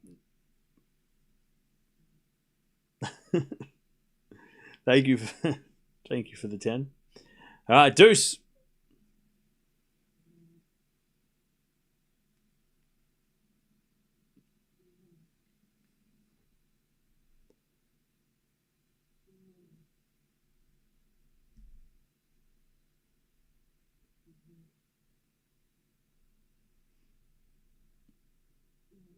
As with a slice from Cobolli. Tiafoe comes in with a forehand win-up. And it's advantage Foe.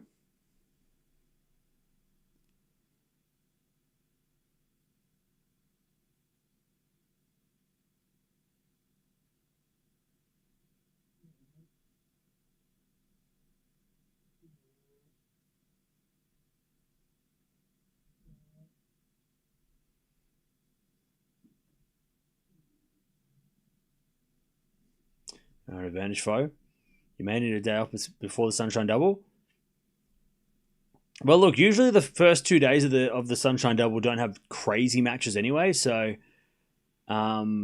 we probably won't be watching much of the first round anyway, because that's just Indian Wells, like the 2-week Masters first rounds, you know, when the seeds don't play until the third day, we usually don't watch much crazy stuff in the first couple of days anyway. So we might end up having a day off like Wednesday, Thursday anyway. Because even now, I'm like, what unseeded players are we going to watch? Because Eala is seeded. Raducanu is seeded. Osaka is seeded. So like all those players that like maybe 12 months ago we would have seen it in unseeded players, we're gonna watch them on like in the second round. So, I mean, you've got Chen. She's gonna be unseeded. Krejcikov is not playing. Dasher isn't playing. Collins isn't playing. Looking at a lot of the sort of the big names that are not seeded. Kennan's playing. Okay. Venus is playing. So is Venus playing? Venus is playing. So we might be able to watch Venus. There's Cobolli in the net and it's advantage Foe. And then on the men's side, I mean, you got Dimitrov. You got Fonseca could be unseeded. Tsitsipas, Berrettini, if he plays, Hurkacz, maybe Stan if he gets a wild card. So that on the men's side, we might get some unseeded players to watch, but overall, it's pretty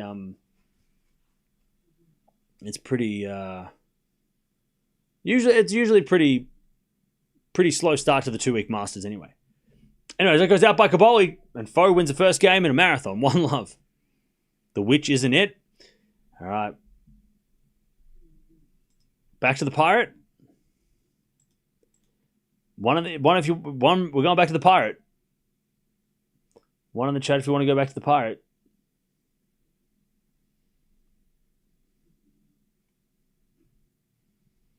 We're going back to the Pirate.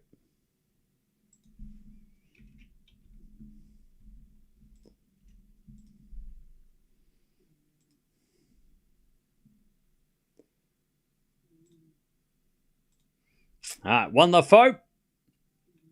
Packed house, by the way. Love to see it.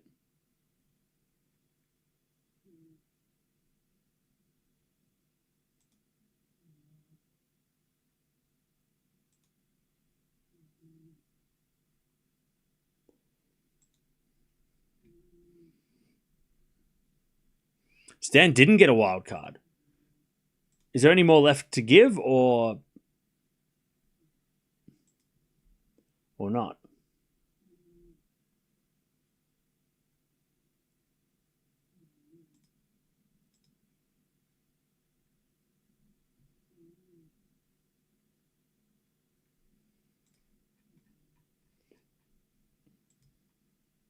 Actually, I've changed it. It's not going to be the Pirates. It's going to be something else.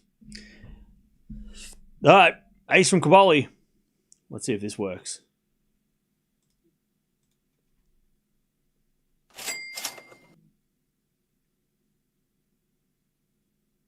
In the WTA side ITS, definitely Iga losing to Sakkari. Also losing your streak of 109-0 after winning first set.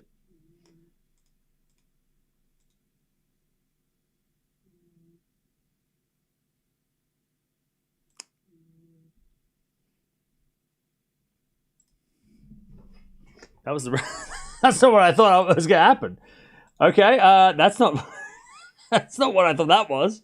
That's crazy. What the? That's not what I thought was. What? That was something else. I thought Elvis was going to be Dumbledore. That was not expected. All right, we're going back to the pirate. That's. I don't know. I thought that was going to be something else. Anyways, 40-15. That threw me. I wasn't ready for that.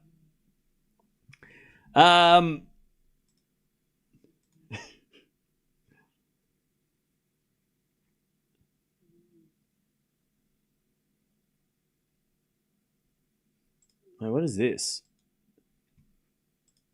1-1.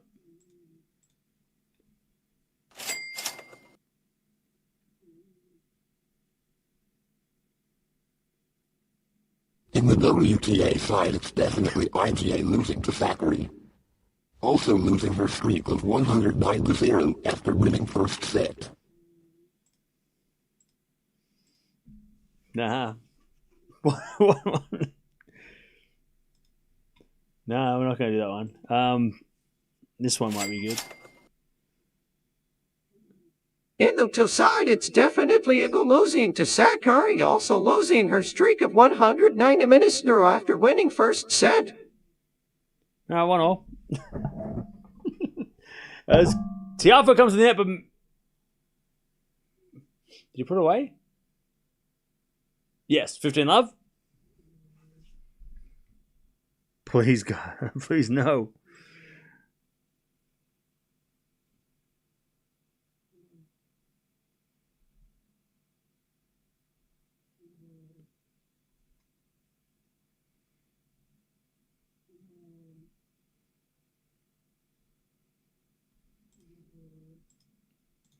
All right, 15. So 30 love, Tiafoe.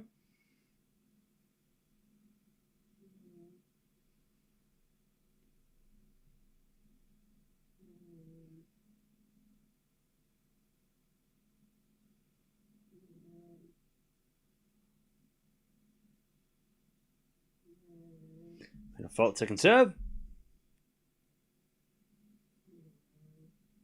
And the return goes to 4 to Tiafoe. 4 now from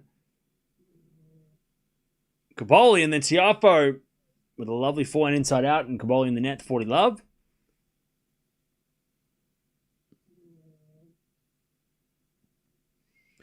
Love.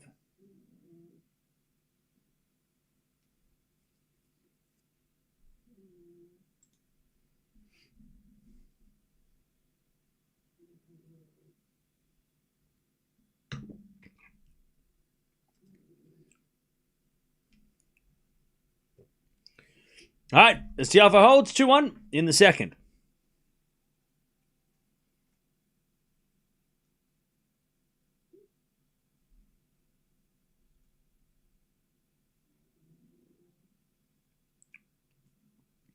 2-1 foe.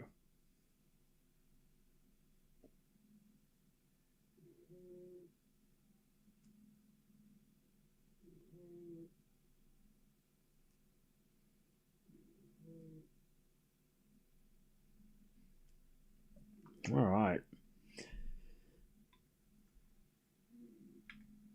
We're getting our money's worth of this final, chat. I can tell you that. Oh, 1 second. It's going to start raining in my house. I need to do something.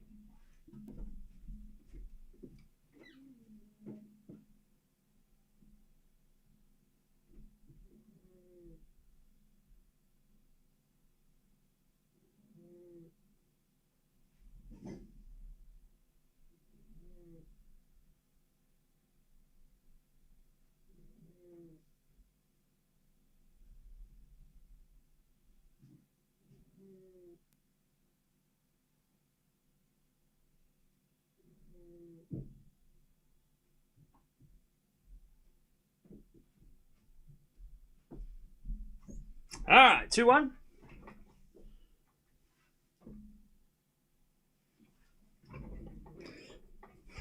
A dignified voice would be good.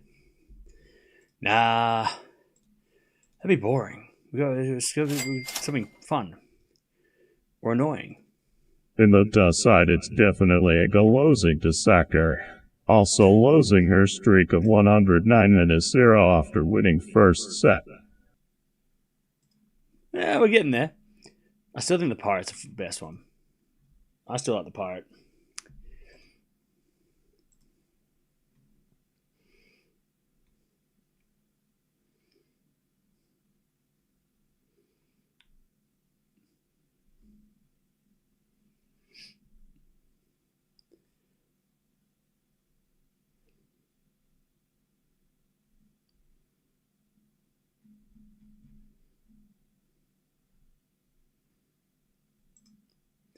Here we go. 2-1. Tiafoe.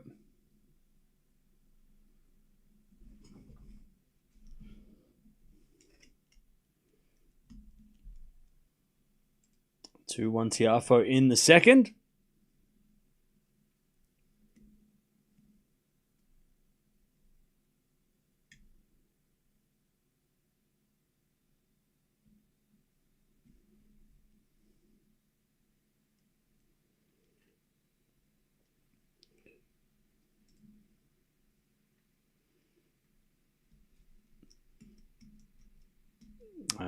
Let's go ball with an ace. In love.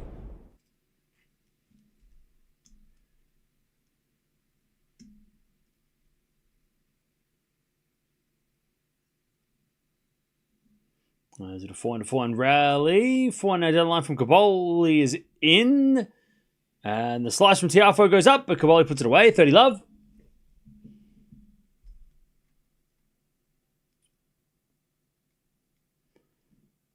Love.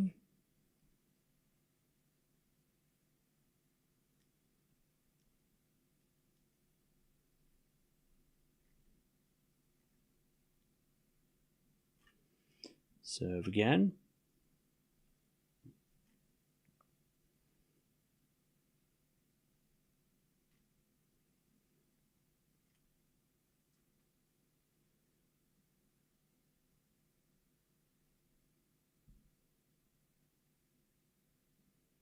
A bit of fault from Cobolli. Second serve.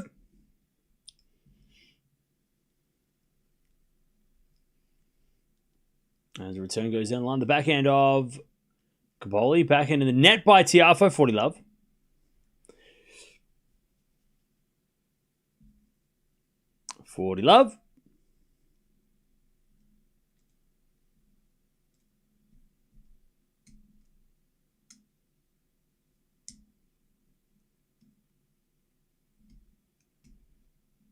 All right, as Tiafoe makes a good return. 40-15.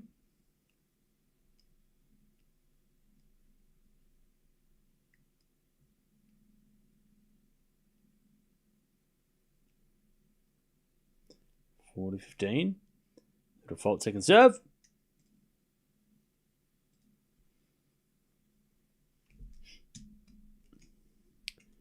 Second serve to the forehand of Foe. Foe in the net. And it's 2-all. Cobolli holds.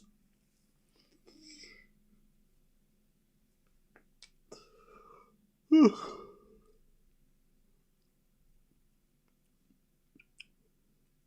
right, back to Foe. Still no breaks. No breaks to serve in 27 games. By the way, that was the first set Cobolli's ever won against Tiafoe. They've played twice. Both were straight sets wins for Foe. So Cobolli's already broken new grounds.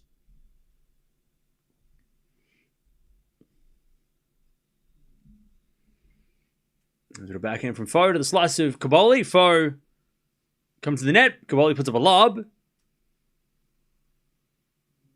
And then a bounce smash. But Cobolli's there with a slice. He missed it though. And there's 15-love.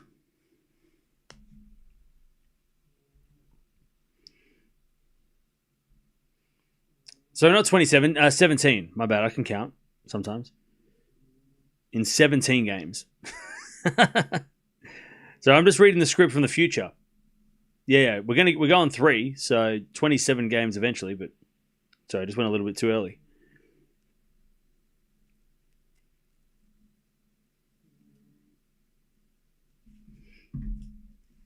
15-love. As Tiafoe serves again. As the return goes to the forehand of Foe to the backhand of Cobolli. Forehand from Foe. Into the backhand of Cobolli. As Foe forehand again. The backhand of Cobolli. Into the backhand of Tiafoe. Cobolli backhand. Nope. That goes out by Tiafoe. 15-0.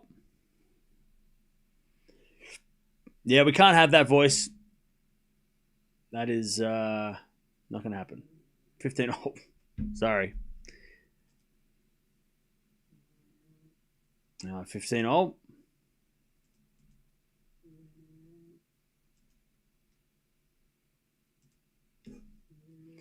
As Tiafoe serves, a fault. Second serve.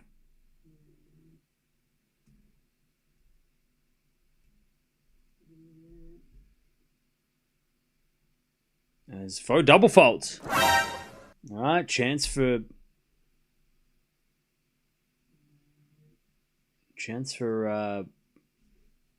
Cobolli to get the first break here.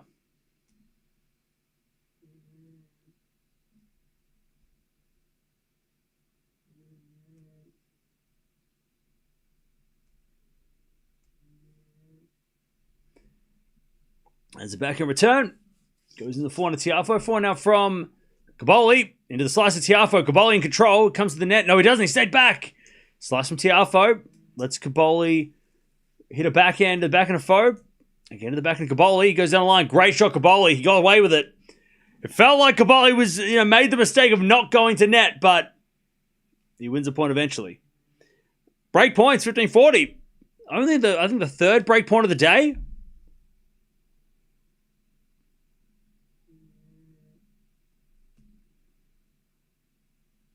15-40.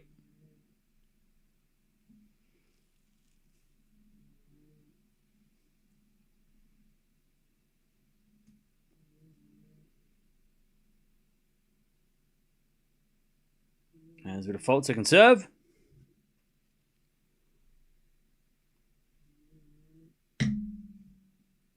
Serve to the forehand of Cobolli. Tiafoe backhand to the backhand of Cobolli. Into the forehand of Foe. Foe hits it out. There's the break.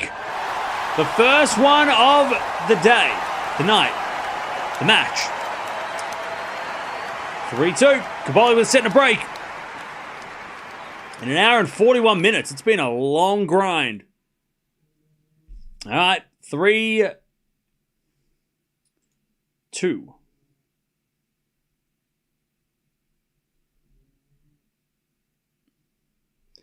3-2.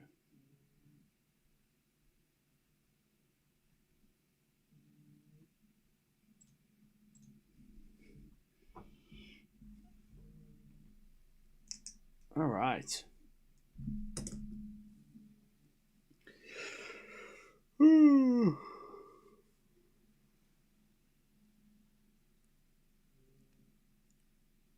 Now Cobolli's just got to keep serving the way he's been serving. He'll win this title.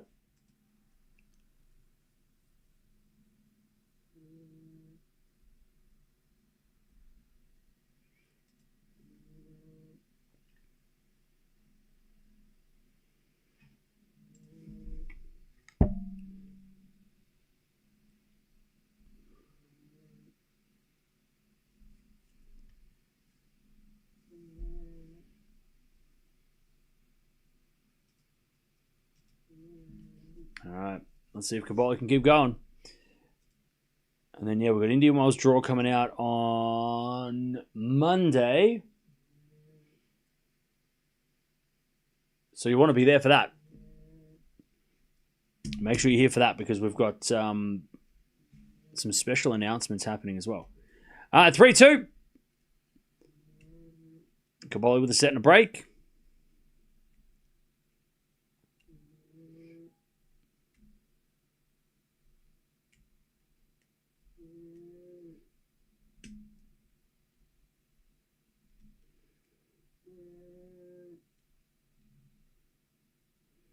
As Cobolli hits a lovely forehand winner. And it's 15-love.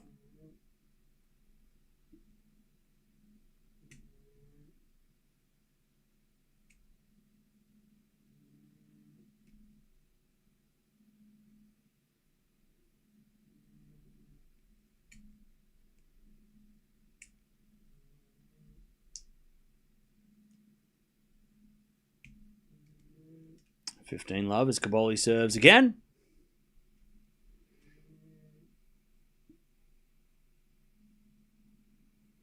As Cobolli comes to the net but missed the approach. 15-all.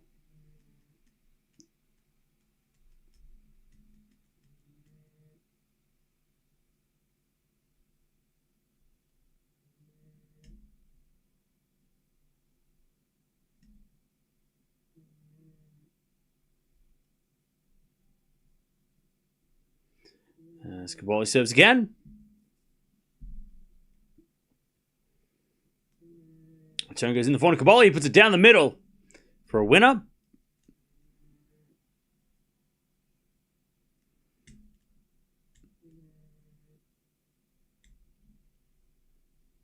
Cobolli's so underrated, yeah. I think a lot of us, I mean, at the end of last year, so many people were high on Cobolli because of what he did at the Davis Cup without Sinner and Mussetti's help. And he had such a competitive year last year. I mean, he got a set of Djokovic at Wimbledon. Like, he was doing so much fun stuff last year. And then this year, he just had a stinker in Australia. He didn't play great. But now he's starting to get some confidence and playing the way that we were hoping to see him play. And if he wins his title, I mean, nobody wants to play this guy at Indian Wells. This guy's going to go crazy. 4-2.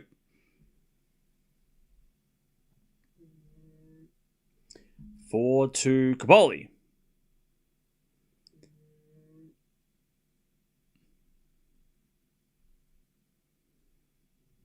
All right, 4-2.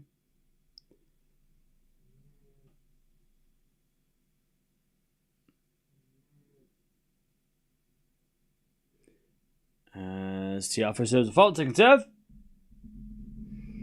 Cobolli on a slow hardcourt Indian Wells is a nightmare. Yeah. So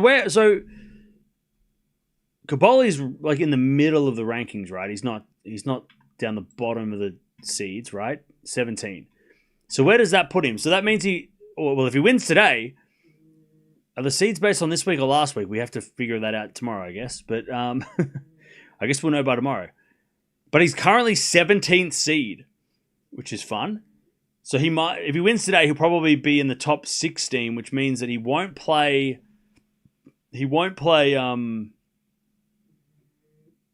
Oh no, that means it means he won't play Alcaraz Sinner until the 4th round. But it could mean that he plays them in the 4th round. Yeah, it means that if he's between 13 and 16, it means that he will be guaranteed a top 4 opponent in the 4th round unless they get upset, right? Because that's how it works, right? We've got top 4 will play 13 to 16 in the 4th round. Like, that's how they scatter the draw, right? So maybe he doesn't want to be in the top 16. He wants to be 17, because if you're in 17, you might avoid them. Because you could play, for example, if number 17 seed could play against play against Bublik, winner plays Fritz in the quarters or the 4th round. I think. It'd be a tougher draw because you'd third round you'd have a tougher opponent. I mean, he could have to play. He might have to play 2 top 10 guys to get to the quarters, but being in the top 16 means you have to play a top 4 guy in the 4th round, and I don't really think you want to do that. I don't think being number 13, 14, 15, 16, you're gonna have to play against Djokovic or Sinner or Zverev or Alcaraz in the 4th round unless they lose. So Draper, we could be getting a Draper Alcaraz 4th round. That's crazy. Anyways. All right, 30-all.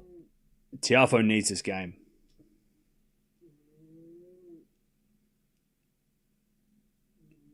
He needs this game.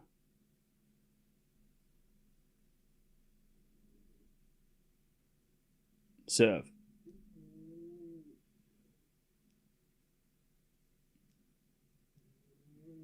There's a fault. Second serve. And the backhand into the backhand of Tiafoe. Backhand out from Cobolli down the line. Tiafoe forehand. Goes long. 30-40. Cobolli to get the double break and serve for the championship.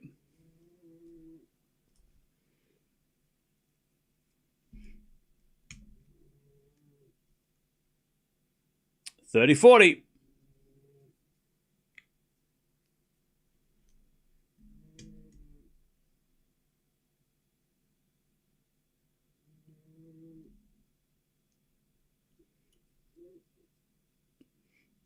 As Foe serves. A let.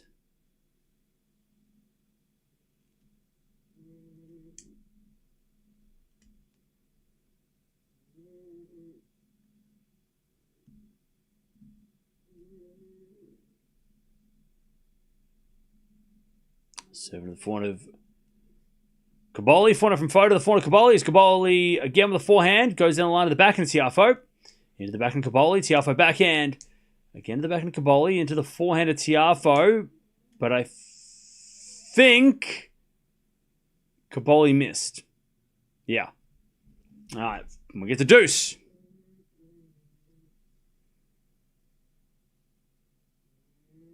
We get to deuce.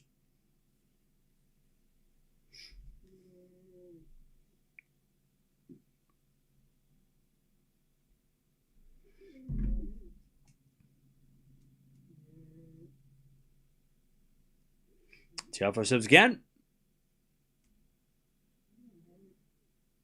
A fault. Second serve. As return goes into the forehand of Cobolli. Backhand from Tiafoe. To the backhand of Cobolli. As Tiafoe backhand again. The backhand of Cobolli. Into the backhand of Tiafoe. Cobolli wins the point though. Foe hits it long. Advantage.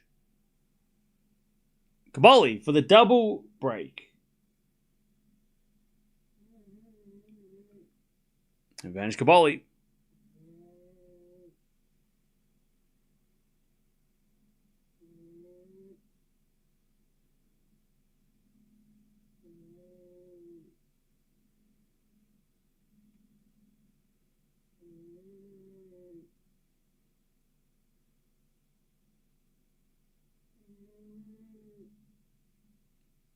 Made a fault, second serve.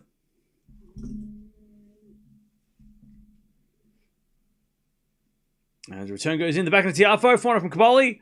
Again to the backhand of Tiafoe, Cobolli backhand. Into the forehand of Tiafoe. Again to the backhand of Cobolli. Tiafoe backhand, the backhand of Cobolli as we get a forehand from Tiafoe. Cobolli backhand. Goes long, we get back to deuce.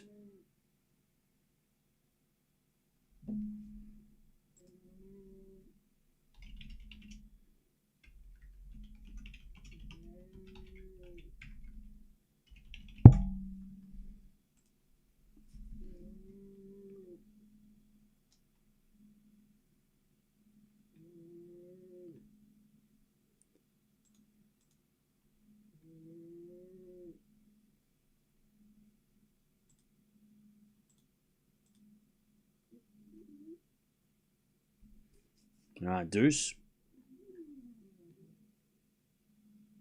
As we drop shot from Tiafoe, too good.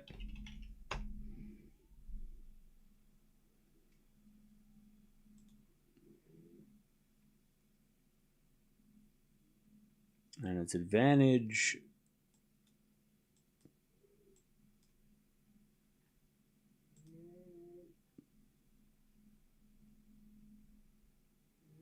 Advantage Tiafoe to keep this set going.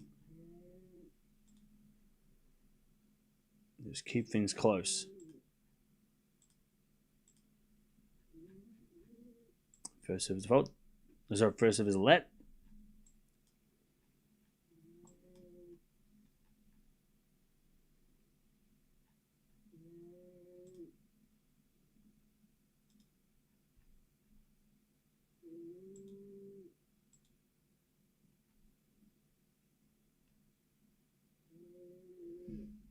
Serve again. Into the forehand Cobolli. Backhand from Tiafoe. Into the backhand Cobolli is Cobolli in the net. Big Foe stays in this match. 4-3.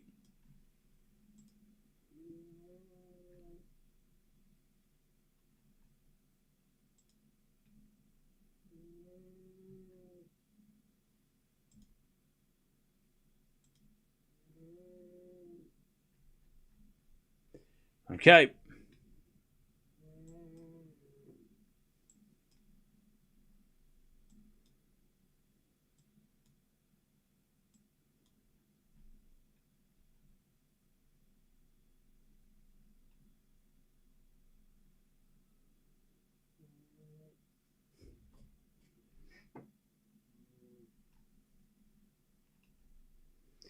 All right.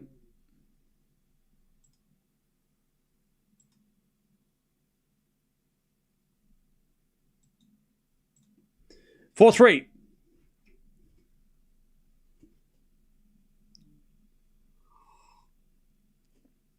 This game longer than expected. I was gone for an hour and 40 minutes. Yep.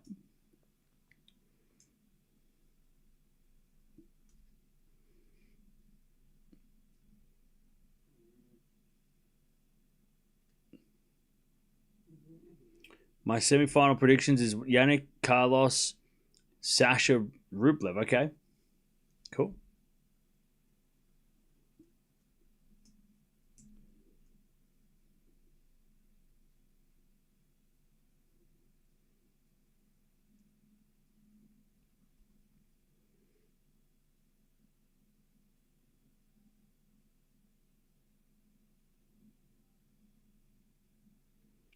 All right, here we go.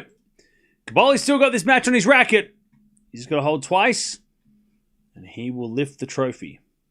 Also, don't forget to subscribe if you haven't already, and don't forget to like the video as well. We have so much coming up in the next couple of weeks with Indian Wells, Miami, back-to-back. And then we have the clay season, which is always... I love the clay season. I feel like it's just such a cozy season. Because it's like the weather gets cold in Australia, so it's like we just kind of chill. The matches are overnight for me. So it's just nice chill season for me. And also clay tennis is just so much fun to watch. Love 15. There's a little forehand now from Cobolli to the backhand of Tiafoe. Cobolli backhand. Winner down the line. Beautiful shot. 15-0. Yeah, Indian Wells starts on Wednesday.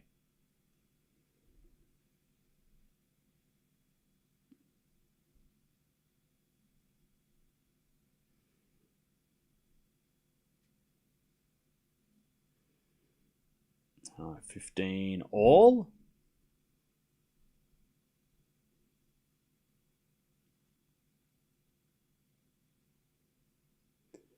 As the return goes in the backhand of Cobolli, backhand of Tiafoe.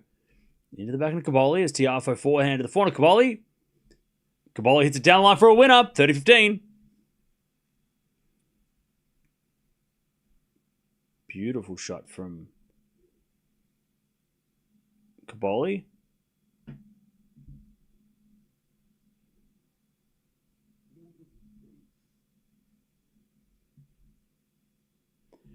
$30-15.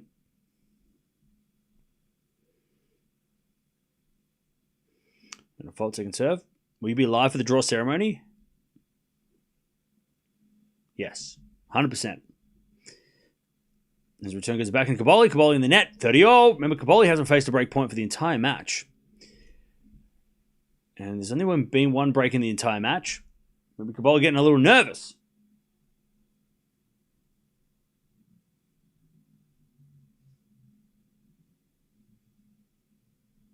30-all.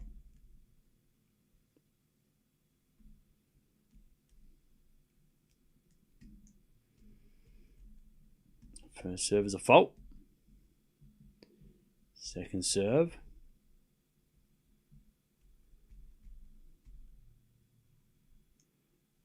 Tiafoe to return winner. I think. No, it was a double fault. I think it was a double fault Cobolli, all right? The crowd went wild. They want more tennis. 30-40, Tiafoe to get back the break. The first break point for Tiafoe in this match. Cobolli's getting nervous. But then he serves an ace. That's clutch. Big Foe doesn't believe it. But that hit the line, according to the Hawkeye. Hawkeye says in. Deuce. First break point, and just like that, it's gone. It's gone. Back to... we get the deuce. There's a bit of fold again. Second serve.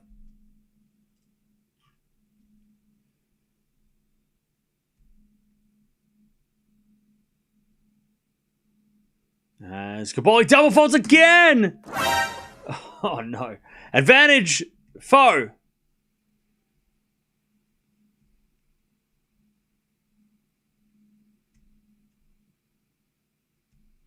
The first two double faults for Cobolli in the match. And they happen at deuce.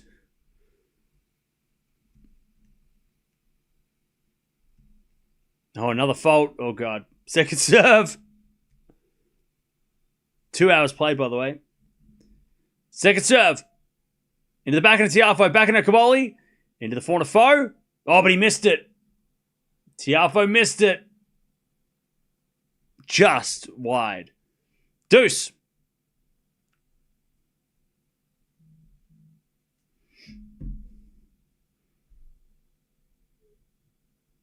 We get the deuce.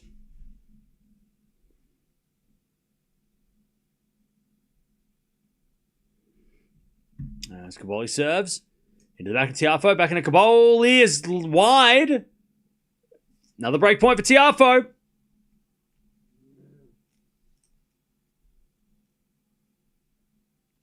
Advantage Foe.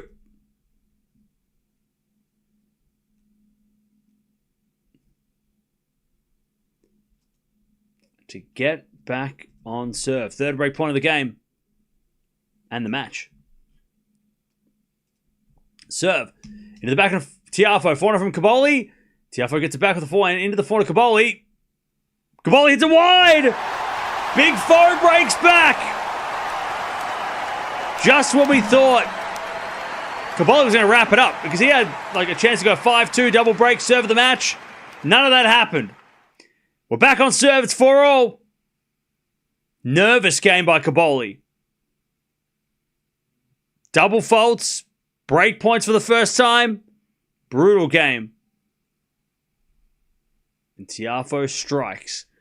4-4.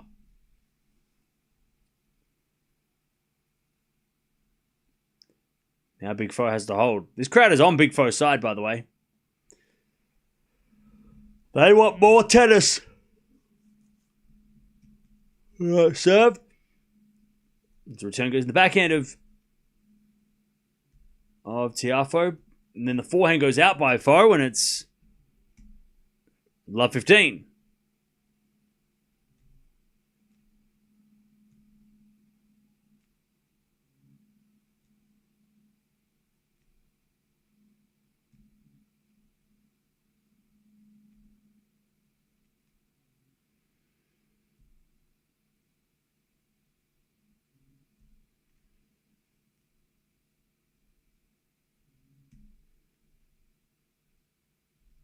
All right, love 15.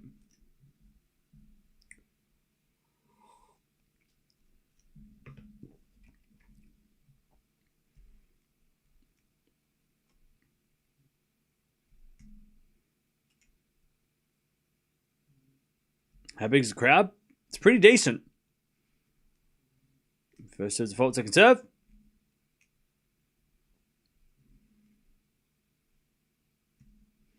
Serve to the forehand of Cobolli. Backhand from Tiafoe to the backhand of Cobolli. It's Tiafoe into the backhand again of Cobolli. Tiafoe backhand again to the backhand of Cobolli. He goes down the line for a winner.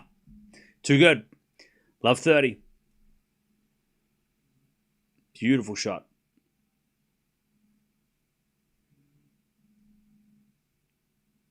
Love 30.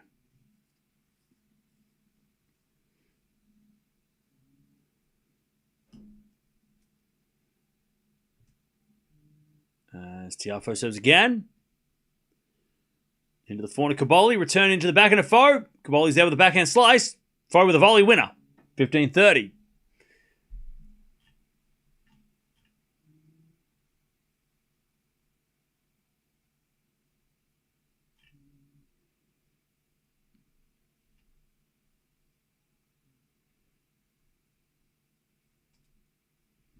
All right, 15-30.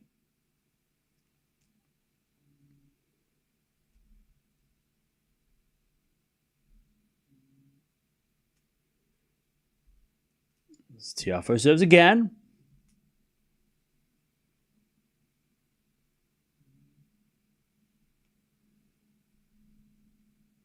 As a forehand from Foe goes wide.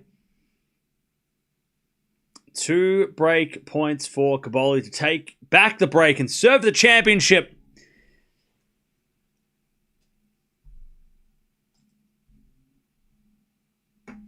Okay. 15-40.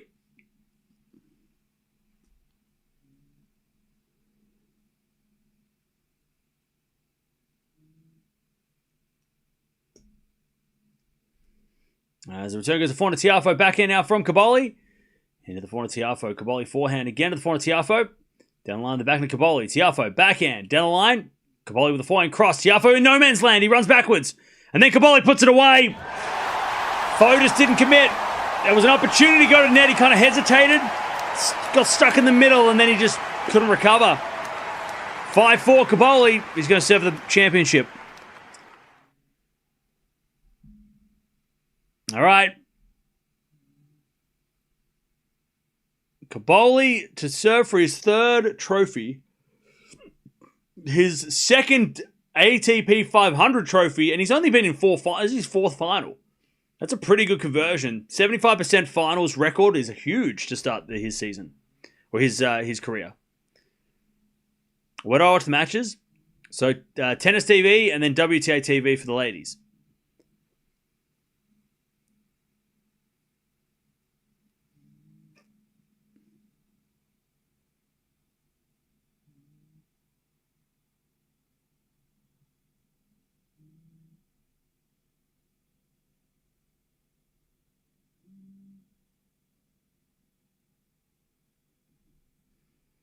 All right, let's see if Cobolli can get it done.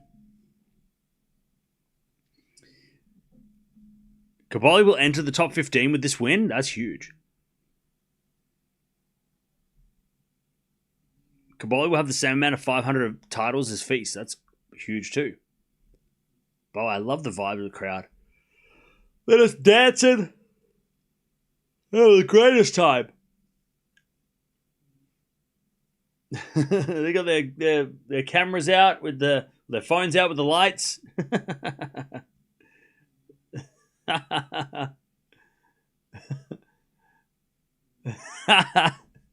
They're having the best time. I love it. All right. Cobolli's going to serve for this title.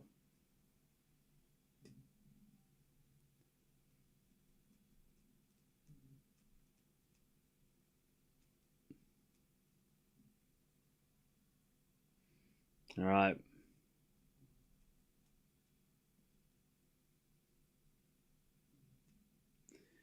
Serving to the forehand to Tiafoe. Return goes short. And Cobolli puts it away. 15-love. 3 points away.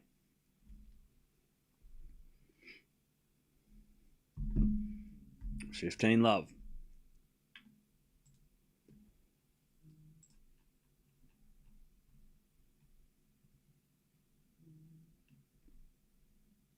Serve again. Into the forehand to Tiafoe. Return the net. 30 love.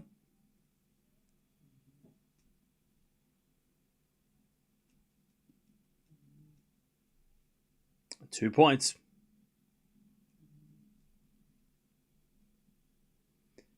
Thirty love.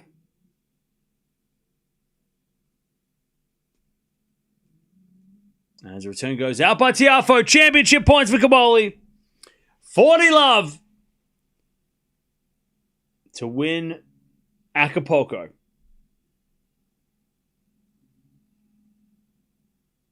Championship points. As Cobolli lines up to serve to win his third career trophy, his second 500. And to get his season well on track as he serves a fault. I tell you, going into Indian Wells, Cobolli is looking scary. If he plays like this. Serving the forehand to Tiafoe, return goes into the forehand to Cobolli. Tiafoe forehand down the line, Cobolli's there with the backhand. Into the backhand to Tiafoe, Cobolli. Backhand down the line, Tiafoe's there with the forehand, cross court. Cobolli on the stretch goes down the line, but long. One saved. 40-15. That was a crazy rally. 40-15. Now we're going crazy.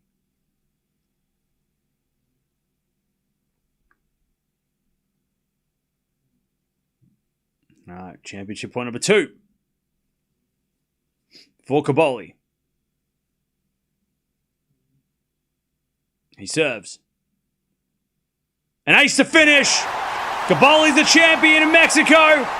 He takes out Tiafoe in the final, gets his first win against Big Foe, and he lifts his third career trophy, second of this level. And after a slow start to the year, he is back on track. GG's. Good win. Solid win by Cobolli. He got a little nervous, though. He got a little bit of nerves there at the end, but he got it done in the end. He just got it done. I mean, he played a shocking game to give back the break, but then recovered well and got it done in a very long straight sets match. That was over 2 hours, and it wasn't, there was one tie break, but I mean, those sets were long, grueling sets. But he gets it done. What a horrible play, Tiafoe. What are you talking about, horrible play? He made the final.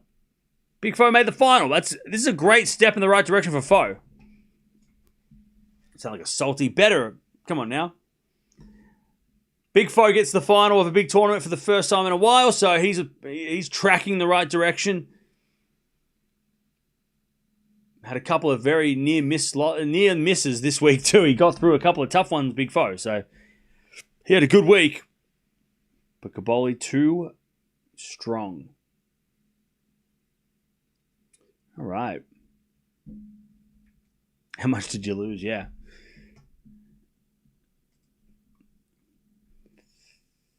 All right. And that's that chat. We are good. Yeah, I'm not sure if we'll be back tomorrow or not. Because I don't know if we're gonna if I can even watch this exhibition tomorrow. Yeah, Cobolli only dropped one set for the week as well. Yeah, very impressive. So yeah, I'm not sure. We'll see. Either way, we're going to be watching the ceremony for the draw ceremony for Indian Wells, which I think they do like the men and women's back to back. They used to do it one day, like 2 different days, but now they do it back to back. So we'll watch that. Make sure you're there for that because we've got some big announcements to be made just in the future that involve Indian Wells. So you want to be make sure you want to be a part of that because it's exciting. I'm excited. I think it's very exciting news. If you are leaving, don't forget to subscribe and like the video on the way out. If you've already done that, thanks for hanging out. Appreciate it. And I'm glad we could watch one final because after the Dubai walkover yesterday, which was a bit disappointing, but at least we got to watch the final here and made up for it. Yeah, the draw should be really fun, yeah. How did Cobolli react? He just kind of threw his racket away and just lifted his arms up. Yeah, Indian Wells is 3-set matches, yeah.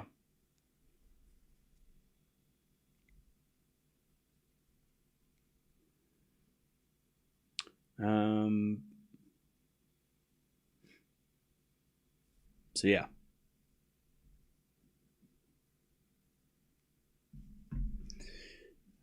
But yeah, we'll be back to do it all again. Yeah, the draw's not tomorrow, it's on Monday.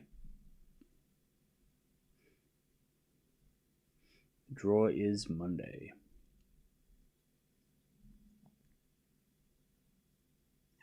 Early favorite for Indian Wells? Alcaraz. I think when the draw comes out, he'll still be the favorite. Like, if Alcaraz ain't the favorite, he must have had some really tough matches in the first week of the tournament.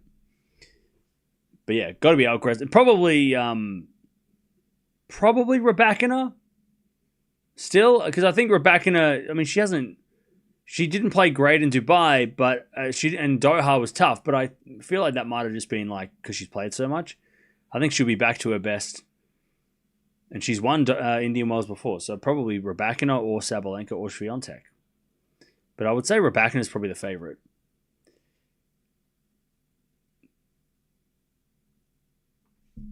All right. Cool. Well, I'll see you guys tomorrow. By the way, ranking show coming out tomorrow because we got matches still to go. So stay tuned for that as well. Ranking show will be coming out tomorrow. And yeah, then we'll go from there and we'll watch Indian Wells. 2 weeks of Indian Wells, 2 weeks of Miami. And then we go to the clay, which is always fun. But Cobolli wins 7-6, 6-4. He takes his first trophy of the season, first since winning the Davis Cup, and he is he's got another 500 trophy in his cabinet. Now he's going to be top. Did we say top 15? He's going to be ranked number 15 in the world, career high ranking after this week as well. 5 spots higher than last week, huge for him. So he'll be top 15 going into Indian Wells, which means he'll be in that interesting little bracket. And we'll talk about that when the draw comes out. Tiafoe also had a good boost. You know, he got back into the top. He got back in the top 25. He's 22 in the world, so he's almost back top 20 after this week. So that was a good win, good result from him as well. Good chunk of points he needed as well. But I'll see you guys later. Thanks for hanging out. 7-6, 6-4. Cobolli gets the win.